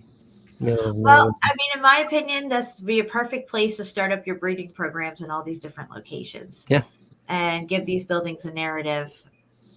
I mean, sure, could we be wrong? Sure. But the evidence that we're uncovering is pointing to a whole other narrative for these places. And it seems to have to do with repopulation of some sort. Yeah. Yeah, Jen, and like we talked about it clearly seems like there were waves of generations. Like they were producing waves of, babies and children, or just kind of coming out in waves. Well, if you go by the millennial reign stuff, right? Mm-hmm. All right, let's go back to the book of Adam and Eve. When Adam and Eve came out of the garden, there was just them two. What did Lucifer do the second they got out of the garden? He made a beeline for them because they're the only two around to deceive. Mm-hmm. Okay? And if you have a millennial reign, it's ending. There's a God's judgment, X factor. I don't know what the fuck you call it, but there's an ending, and then there's a period where there's not a lot of people around, and you got to build back that level of people for him to go forth and deceive nations. Mm-hmm. So that's where it's leading me in my research. Yeah. Yeah. If I could show you this would be like a state capitol building, Yeah, for sure. This is an asylum in New York. Oh, okay. Yeah, because you need pillars like that and all that. Look at this little horse and buggy out front. Are you kidding me right now? Look at those pillars. I know, right? How are they going to move those pillars? Look at the tiny horse compared to those fucking columns. Oh, my God. Rope. You're going to use rope. Yeah, rope and pulleys. That's what they did. Jeez, they are so big. This one is in New Jersey, Trenton. You would build according to necessity. You know what I mean? And I don't see the necessity for these columns. Just don't. Okay. Yeah. All right. This one. Another location of one of these campuses for the asylums. Yeah. Not much all around of the, there. Yeah. It's the middle of nowhere again. What is that? Yeah, what is that? Maybe a water tower. Never know. But again, looks like they dug up a lot of stuff here. Even a little, like, maybe the houses for the people. I don't know what's going on. That work there maybe or something. I don't know. At least they have roads there. Yeah. At least they have roads. But not much trees. Look and see that. There's nothing around. Yeah. No. And you know where this is? Where? Long Island, New York. Oh, interesting. Wow.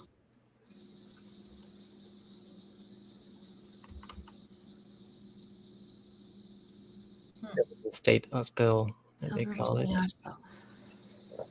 I think this is another view from the same place. But look how much stuff that they dug up. It does look like they're digging it out. What's going on here, Yeah. Yeah, exactly. Looks like they removed some stuff here and here. Yeah. I don't see any equipment around, anything going on. I just see just stuff, Yeah. It's like dirt and grass. in a pattern. Yeah, What? in a pattern. Yeah. What's that big pile of stuff right there in front? Yeah. This. So I was No, thinking no, the no. kind of center Oh, front. yeah, Yeah, there, right right there. Right Zoom there. in on that. What is that? What's going on there? Maybe that's the tippy top. And you got a road, a bridge going across here. What is this thing? Well, I don't Is know. they bringing in coal there or something? What is this thing? Could have been some tracks, but it's only one. I don't know. Looks like there are tracks here also. But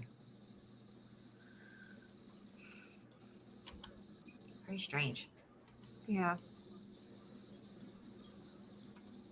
same place, and you can see I mean, that. that's like a little town right there. You know,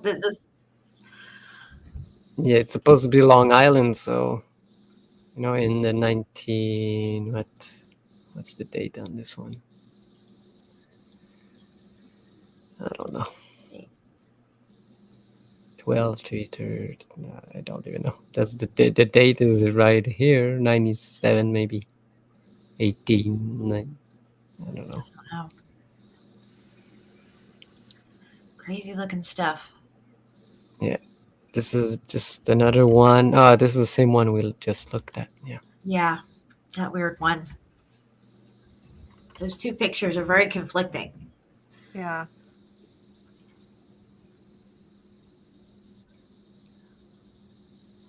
Wow.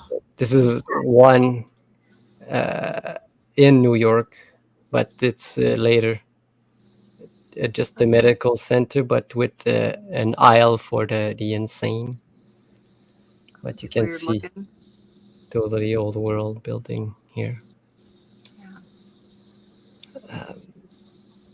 Look, even if their narrative's right, like why were there so many fucking crazy people?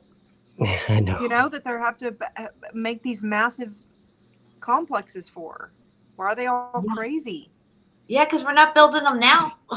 Yeah, exactly. Now we just designate a section of the hospital to it or something, and now, but before they're building these massive structures with the West Wing and the East Wing and all these other wings. Yeah. And now they just throw them in prison. Yeah. Not a plan, just again in a big empty field.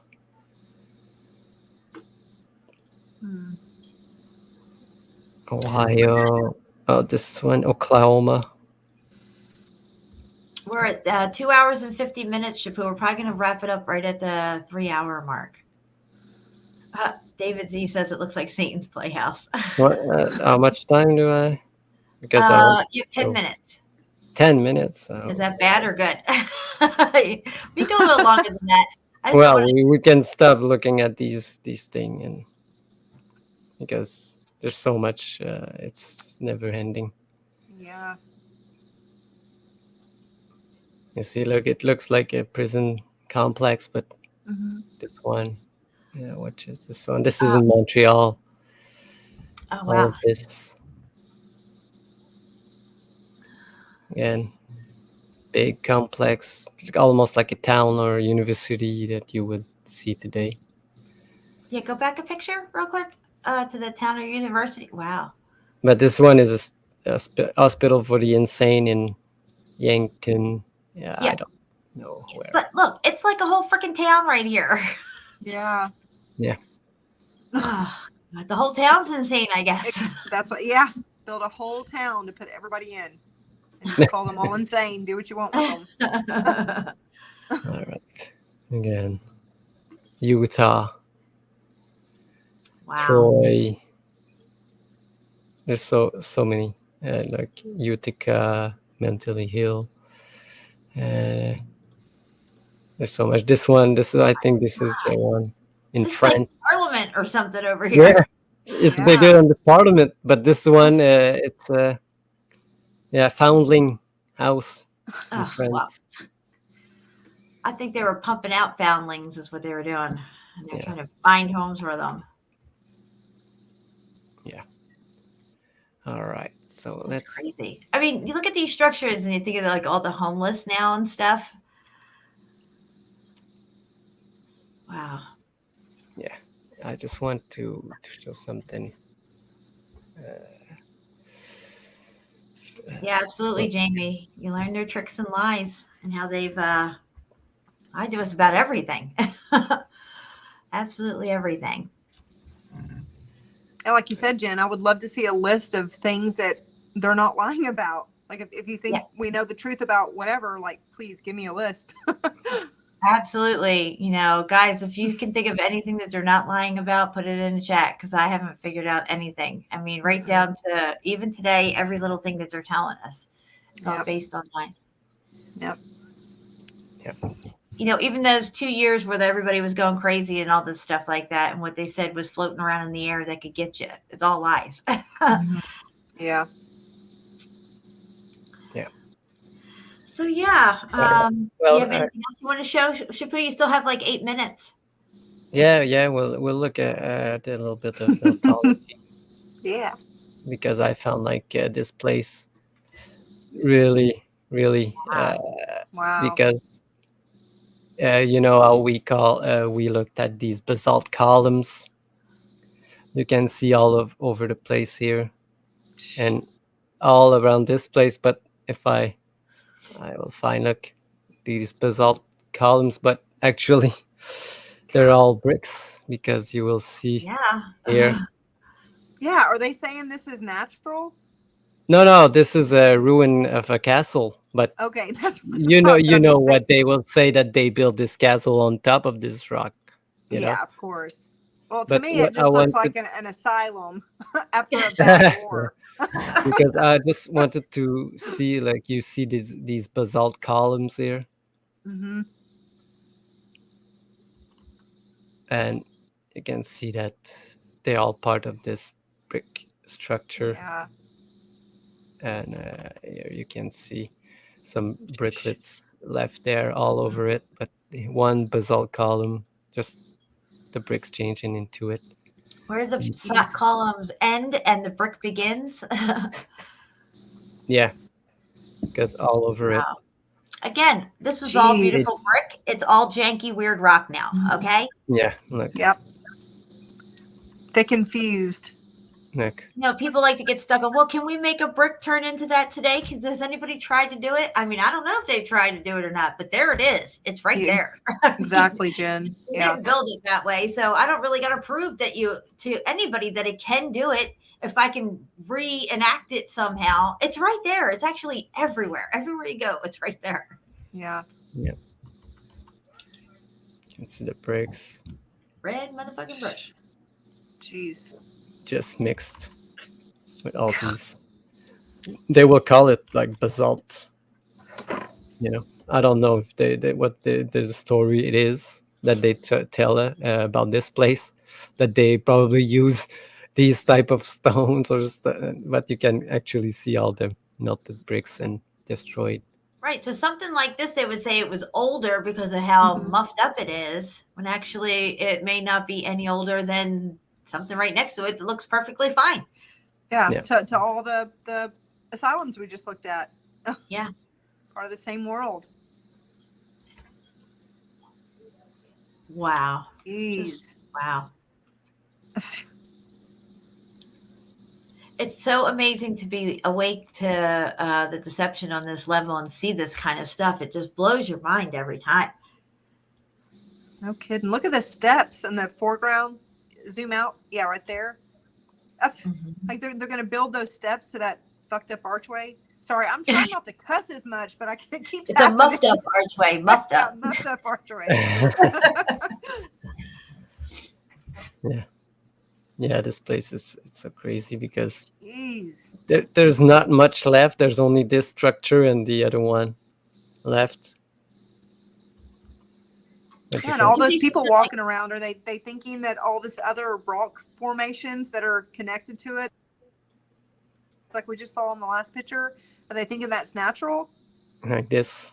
Yeah, like all that shit and the sorry. Yeah, probably. Now you understand why they brought geology in. Exactly. To explain away all this shit and to discredit the Bible and the young earth. Yep. And to hide God's judgment. Because clearly there's an event that took place that involved extreme heat. and it affected everything across the plane. Even if you can't see the damage on the outside, it's most likely Baroque. Yeah. Doesn't work anymore. Yeah, there was some kind of intense cataclysm that's beyond our ability to recreate. Therefore, it could very well be God. You know, like we can't do this shit. We can't make this kind of damage take place on this scale. Right. No. It's like the creator. Yeah, see. Entire thing.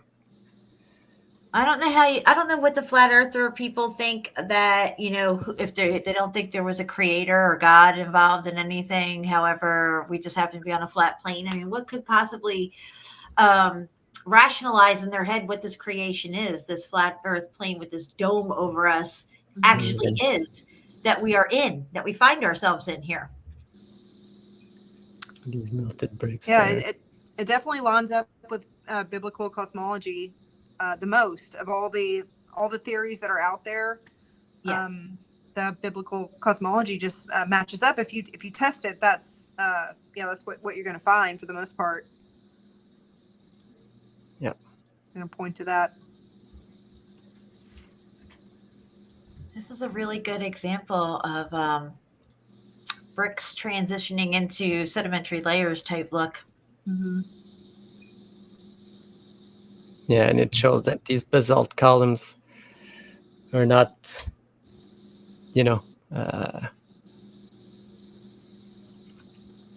for naturally formed, like they're saying, like from lava, I guess. Yeah. Because this is look at here. There's supposed to be a volcano near, if there are there, so it doesn't really make sense there. No, and basalt is really, really hard. And there are sites like the Elora Caves, they claim they carved into these massive basalt boulder mountains. And it's really, really hard rock. Really hard rock. Yeah. As you can see, it's the middle of nowhere again. So if they built this archway out of basalt, they would have to extract the basalt and make it into blocks, into brick shapes, to fit it together, and it's really hard. It would be really difficult to build these kind of consistently shaped. You wouldn't do it that way, basically. You'd waste all your time trying to make these little shapes out of this hard-ass rock. Yeah. And that shit on the right, like with the horizontals. Yeah, we just passed it, but yeah. I mean, well, where's the rest of this place? I mean, you know, why would they build this building here? Yeah, they're stepping on it. That's why. Yeah, exactly. That's right. The dirt, the ground that you're walking on is the building. The rest of the building is. I mean, for this kind of site, they can just make up some fairy tale and say, oh, some primitive people, you know, however, 800 years ago built this archway and it's like a portal to the heavens and they would sacrifice here or whatever.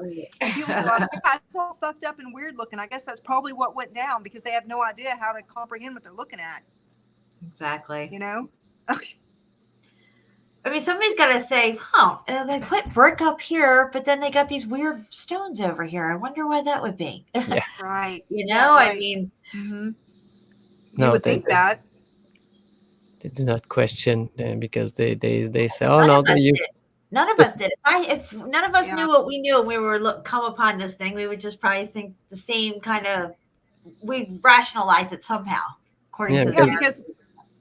Go I ahead. was gonna say they feed you a narrative with all these sites like UNESCO and all that bullshit. They have a story ready, packaged up, ready to tell you as soon as you see this, and then that becomes your perception. You create this parameters of that's how you're interpreting what you're looking at, and so you're not allowed to try to make sense of it beyond that because the authorities are telling you what you're seeing. Yeah. And then bada boom, magic's made, and then that's what you see. Yeah, they tell us that they didn't have enough resources, so they use everything that they could get their hands on. No, Right. Yeah. That's not true. So they base all these the history on that. So that's why it's all a lie, because it's based on a lie. Just like the basis of science and everything, it's all based on a lie. So everything that comes afterwards, it's all a lie because Exactly. it's not Yep. right. It's a snowball. It's just a Yeah. snowball. Yeah. Yep. And the truth is, guys, they lied about everything.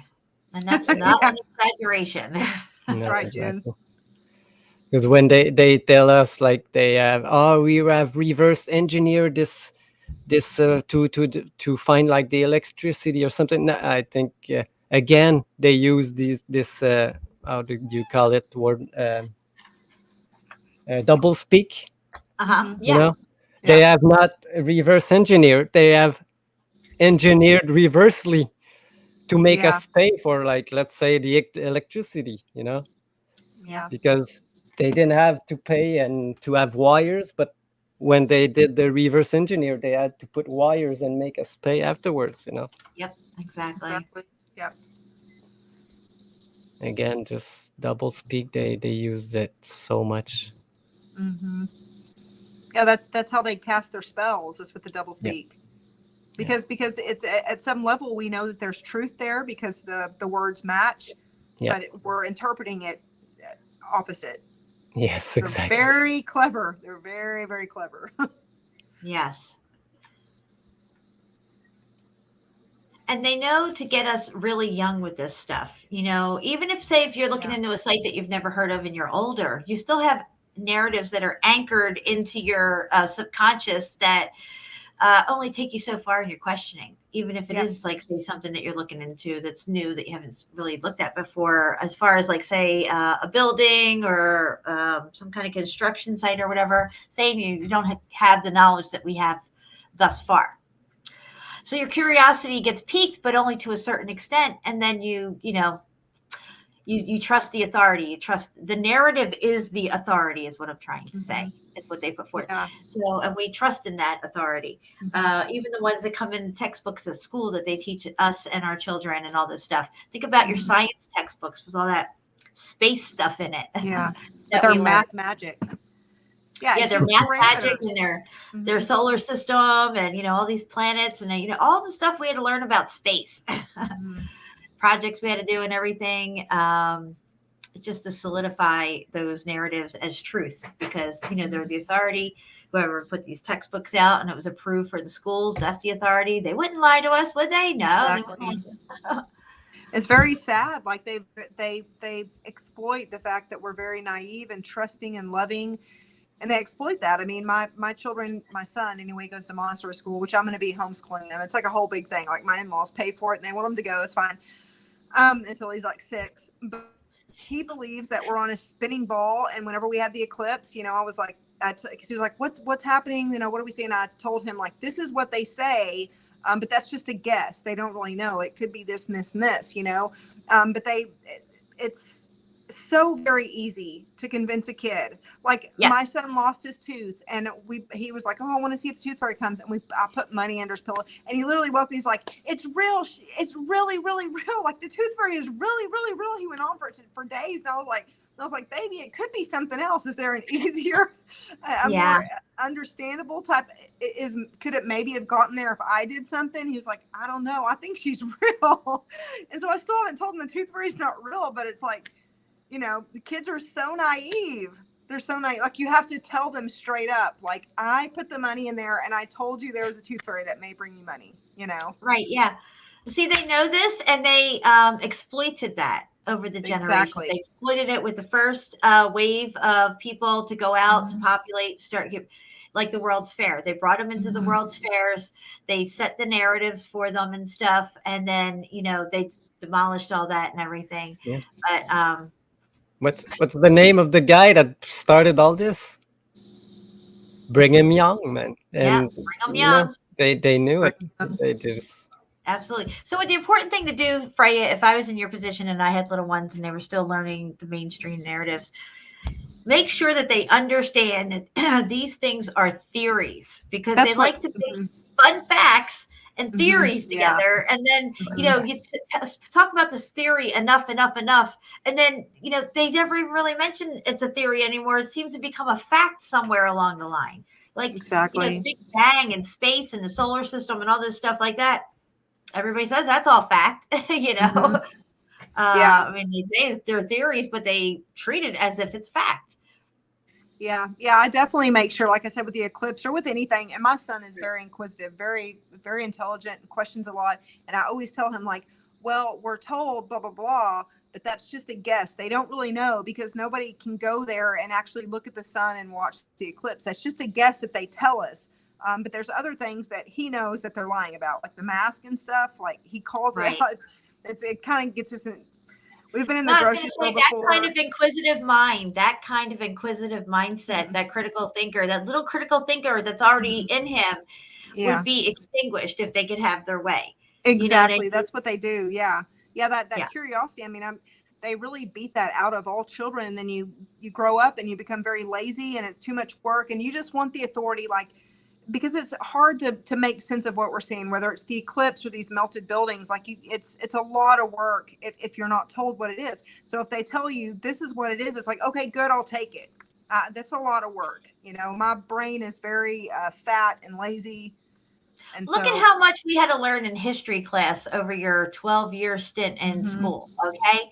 All these crazy weird stories about all these crazy weird people and 1400s, 15, all this stuff that you have to remember and regurgitate, and you're thinking, why do I even need to know this stuff? You know what I mean? Who do I care who was the prince of whatever in 15 whatever the hell in Europe? What bearing is it going to have on my life? And you don't use any of that information, but they were getting it into you at those young ages in his story class. So you never even attempt to question what was going on in the past, and they didn't have electricity and they had horses and they don't have all the cool stuff that we have now. And, who really cares? Whatever. Yeah, we're the best. We're the best. Yeah, we already had that skewed perception of the past. These buildings have always been there in front of our faces, just like flat Earth. We're only questioning them now in the narrative. So, but of course, we're in the apocalypse and everything's being revealed. Everything that's been hidden has been coming to light, including all the bullshit narratives that were laid over. It's the world that's been put over our eyes to blind us from the true world and the true truth of everything and what happened here. Yep. And you know it. You know it whenever you see it and you hear it. Like it really resonates. And that's just like, you guys doing these videos or me. I mean, I don't have a lot of time, but I've got so many videos. It's like it's bubbling out of me, and I just want to scream it from the rooftops, like they're lying. Yes. This is a big deal. This is a big lie, And it's so obvious once you see it. Let me just point it. You don't have to do any work. I'll point it out to you. Just look at it and see what you think. If I'm wrong, you can tell me. I'm okay. Like I'm willing to do some more research and try to figure it out because I like this shit. Yeah. And you were telling me how it really sparked this passion in you that you didn't really have before for anything else. You know what I mean? Like to this extent. Yeah. And, like I've always been into, like I was obsessed with Göbekli Tepe. I collect meteorites and fossils like for years. I've always been into all that kind of stuff. And it wasn't until I saw this, because I've always looked into all these old, like Göbekli Tepe and all these old buildings and like the Baltic Sea anomaly, all this bullshit that they say, we don't know. And it was way back to the pyramids, all the classic things that everybody knows about. But I would obsessively research and they would have findings all the time and trying to make sense. And then it's like, once I came upon this research, it was like, aha, there we go. Now I with the right goggles. Now I can see all these sites and it starts to make sense. And all that bullshit you've been telling me, it just has me chasing my fucking tail, Yeah. Exactly. That's all that's really all they do. They just for people that are actually passionate and want to know the real history and all this kind of stuff. It's just it's a little parameter. They built a little cage, so you're just doing this and you never actually go anywhere, Yeah.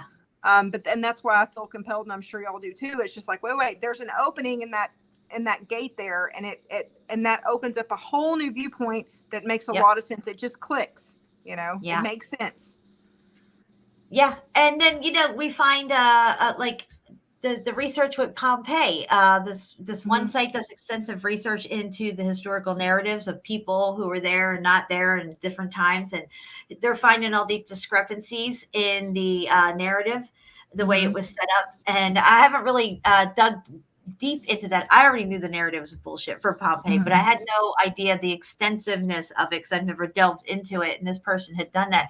And pretty much they're saying that they basically made up the whole history of Pompeii. Yeah. And well, if they did it with Pompeii, what about Herculaneum and all this over here and that over there? I mean, it's just like, you know, and then you have to ask the bigger question, why? What are they hiding? What are they hiding with all of these lies? Well, Something somebody big. who doesn't believe in God, tell me what they're hiding. If they're not hiding God, God's judgment, God creation, and God's millennial reign. What are they hiding? Give me an answer. Something big. That's right, Jen. It's something very, very big beyond your comprehension. Why would they go through all this trouble from all the way back to the orphan trains and all that shit, getting it started with the babies? So the babies have babies, and the babies have babies, and they continue this narrative, and they make sure the books and the media and Hollywood is constantly in your face, in your ear with this narrative that keeps you in this little zone. Is that there's something very, very, very big, and that we're, you know, on this spinning water ball, a speck of you know, speck of shit in the space, endless space, and nothing. Monkey people, like they're obviously opposite. It's obviously opposite.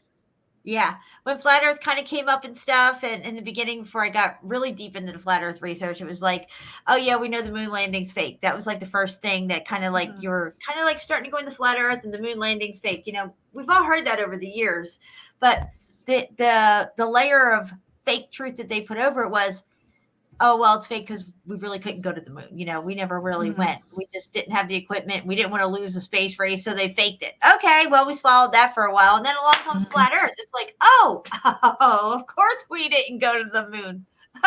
We can't. It's not something you can land on. You know, it's not, you don't have rockets going, you know, 26 million miles away to get to it, or whatever the distance is that they say. So, and then you got to really ask yourself the bigger question: why are they lying about space? Why do they want us to think that we're on this ball hurtling through? You know, we're insignificant. Even they use that word. You're an insignificant little speck in an ever-expanding space. The complete opposite is you're the center of everything, and everything revolves around you. That's right. And so I mean, it's huge. So if there's not God involved and it's not His creation, then why the lie? They could just tell us what we're on and build some other lie from there. But that is the one main lie that everything trickles down from, and is like the top crescendo of it that wraps it all up. You got geology, you got the molten earth core, then you have the threat of space, because that's more fear, and all these objects out there that are going to slam into us. They're spinning balls and black holes and everything. And then it just goes on and on and on from there. I mean, we just literally, you wake up one day and you find out we really don't know anything. Literally, we don't even know anything about our own bodies. You know, there's people out there that actually believe these, I can't really talk about them here, but the certain narratives that go along in these fields that people work in, that they believe that you could think they can catch something a certain way, that they say, because that's what science puts out, that's how it's contracted or whatever. People don't Yet they've understand. never isolated it. They've never isolated it. They just show us cartoons of it. My father-in-law is a doctor, and he was, which I won't say any trigger words, but he was like, it's like, it just floats in the air. It floats in the air, and you can get it. It just floats through the air. It's always an unseen enemy. It's either some terrorist organization that has like some hidden cell within your city that you can't see, but they're there. Be scared of them. Or it's some unseen enemy that's floating in the air, and it's so microscopic that only they have the equipment to see it and identify it.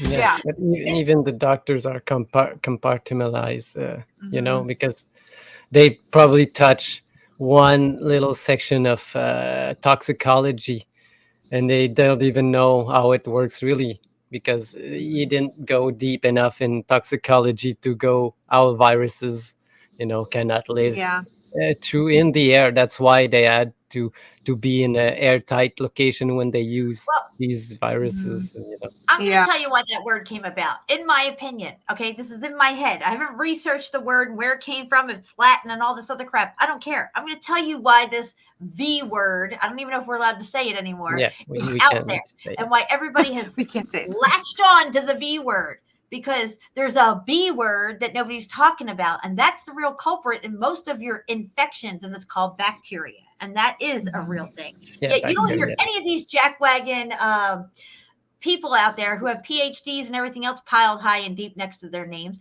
talking about bacteria. So basically that's what it is. But they don't to steer you away from that and say it's this over here and pump that up because now they can say there's all these variations of this little weird spiky ball that's floating around that's going to get you in a minute. All this stuff. Never talking about bacteria. You know why? Because when you have something over your thing all day long like this, breathing in there, guess what? You're gonna have a lot of freaking bacteria in there. That's right. It's just more lies. Manipulation. Yeah, it's just manipulation. They're just like psychotic, manipulative parents, like horrible, abusive parents. And so many people are still like, oh, well, they love us through the authority. Like, why would they lie? They've got all this power. And but yeah, they use that to their advantage, and they completely manipulate, and they troll us. I mean, they're like, obviously, once you see it, it's like they're like, punking you. They're totally punking you. Yeah, exactly. They know the truth. They know the truth about everything, and I think that this is what the truths are that given to people who are initiated in certain levels. Because we were always, when we learn about the Masons and all their hidden stuff, and you get the internet here, and it doesn't really make much sense for these guys to have anything hidden because it's all on the internet here. Like I don't have to be a 33rd degree Mason to know what the heck they're getting at that level because the internet shows me. But that's just another level, okay? Like the Masonic stuff. Once we come upon this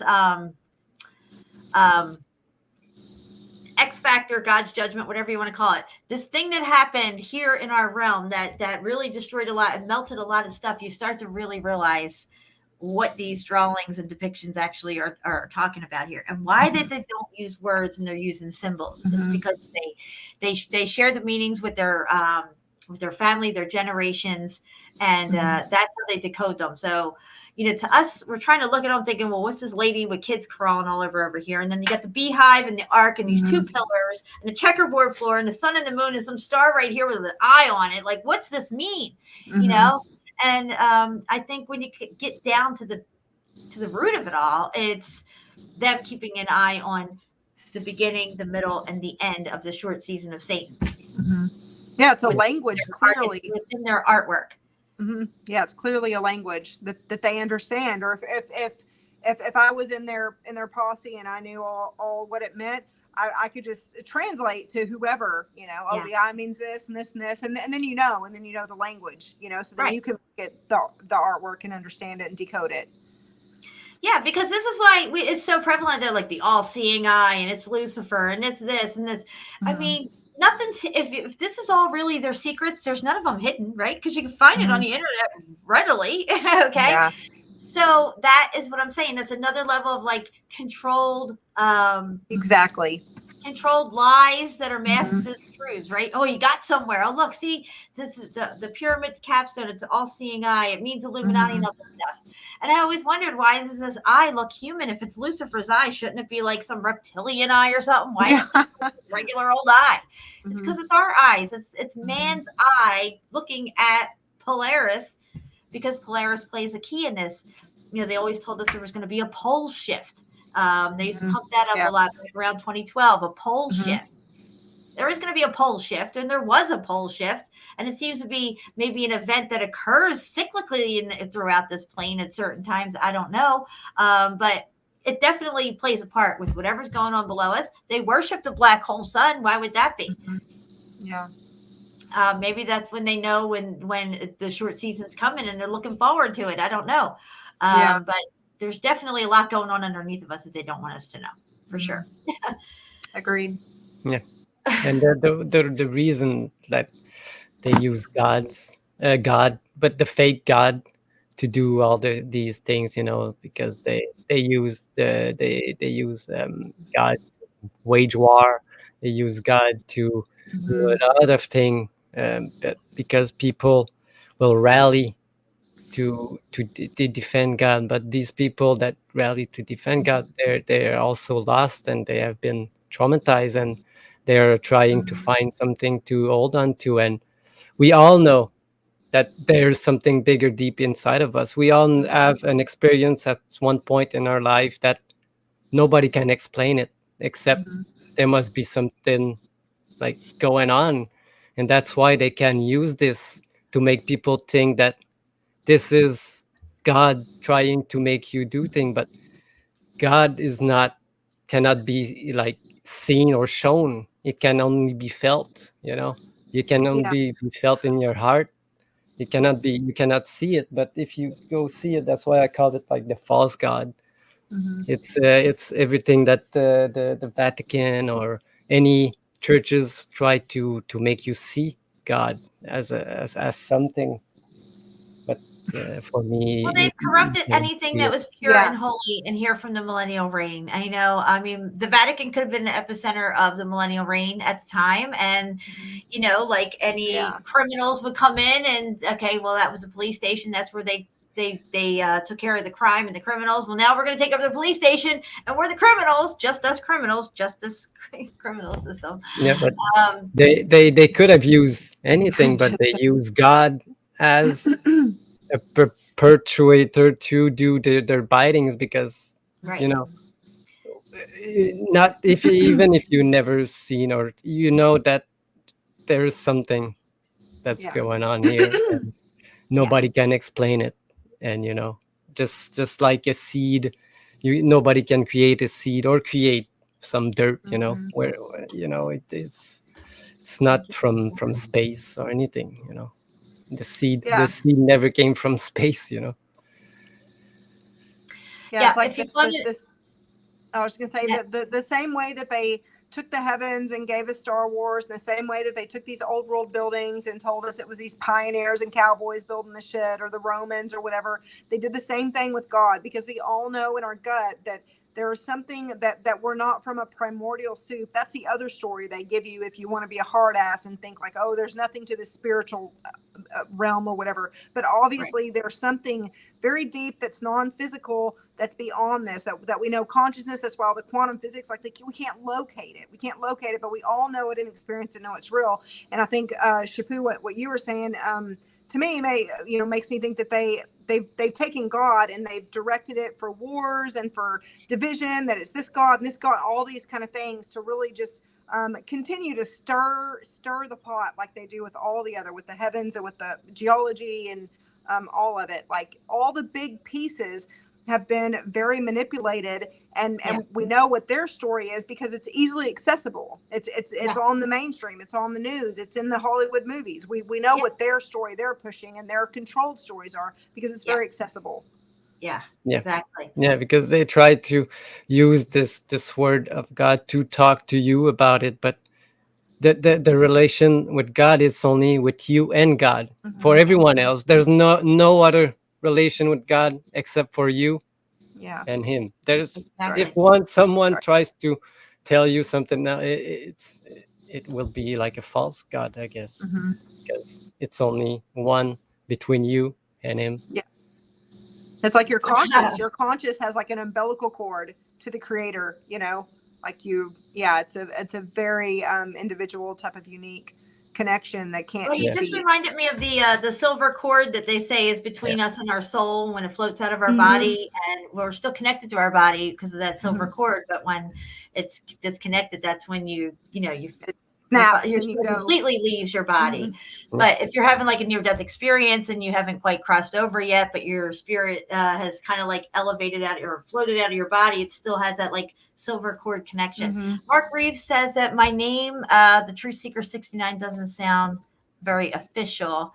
However, I've been around since 2016 with that name, and anybody who knows me as that. So Yeah, Chris knew you as that. Whenever I did my first video with Old World Exploration, I brought you up whenever we talked before the stream. He was like, oh, I used to watch her, ages ago, but she got her channel, whatever. But he knew exactly who you were because he watched you way back, like, 10 channels back or something. So yeah. It's kind of stuck. There's people that know you as that. They go way back. That's it. That's what I use. And the 69 is my year of conception, in case anybody still doesn't know what the 69 is, because people always ask me like, well, what's the 69 for? And I'm like, what do you think it's for?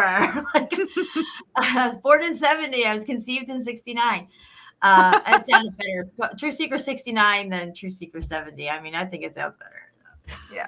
It's eclectic. Not everybody goes by their conception year. You know what I mean? Everybody goes usually if they're going to put something, it's like their birth year, like at the end of their thing or whatever. So yeah. Anyway, it is what it is. All right, guys, we're at 3 hours and 27 minutes, and I'm going to wrap this up. It's getting late. I know Shapu's tired. I would definitely like to continue this discussion, though, and maybe move into the prisons and what that looks like and stuff with all those buildings as well, because I think there's a lot of stuff going on there that we're not being told. So we'll have to pick that up again and schedule another show. If you're down with that, Freya, does that sound good with you? I would love that. Yes, I would love that. I'm always down. CFM, thank you for coming. Thank you for showing up. That's half the battle. Yeah. We love you guys. Setneg, what's up? Thank you, everybody, for hanging out with us. We still have 50 people here. And Shapu, thank you again for all your amazing pictures, your folders, your insights. Always on point as usual. No, thank you guys. I'm just glad to do this with you again, and having Freya with us. It was such an amazing. I'm happy that it worked out. Me too. You know. I'm in the garage at work, so next time I'll just come over and maybe I'll hang something cute back there or something. I was worried there for a second, but I'm glad you got it all worked out. So yeah, I didn't want to do the show without you tonight, because we talked so much and you had so much curiosity the way your mind works. And you know, we might have something over here that's a really good piece of evidence for something, and over here we got this, and it's like, you know, that's when you come together and you try to find the in between that connects it.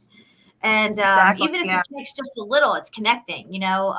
It's hard to dig through a lot of this stuff and find the truth, because so much of it is made up fake narratives. And it's a daunting task, but you know, the more eyes we see on this, the more people's minds who are open, we could better figure it out. If your mind is closed, you're only going to go so far in this truth, and maybe that's as far as you're meant to go, and that's as far as you're meant to take the people who listen to you.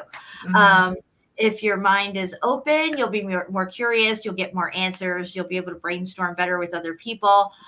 You should always have everything on the table. If everything is a lie, then everything should be on the table at this point. Exactly. And it should stay there until you can completely 100% take it off the table and say, okay, this does not fit at all. I've had things that I've taken off the table only to come back years later and bring it back on the table, because now I have other information where that fits in. And you have to be flexible type of researcher and humble enough to know that you don't have all the answers maybe at this particular time, but down here you might find something that's going to fit with it. And that's all I ask everybody to do, is just keep your mind open. And thank you again for hanging out with us tonight. And I just want to tell you guys I love you. And the only thing that evil needs to prevail is for good men and women to stand by and do nothing. So let it not be said that we stood by and did nothing. Did nothing. Yeah. All right, guys, we're going to go out with a song. I think we took care of some business tonight. So thank you, everyone. We're all free thinkers. We're free to think whatever we want, explore everything that we want to explore, and talk about anything, you know, not only one subject or one word, you know. That's right. We're open to everything. All right, guys. Love you. We're out of here. Bye, everyone. Bye, guys. You've got bricks. What brick?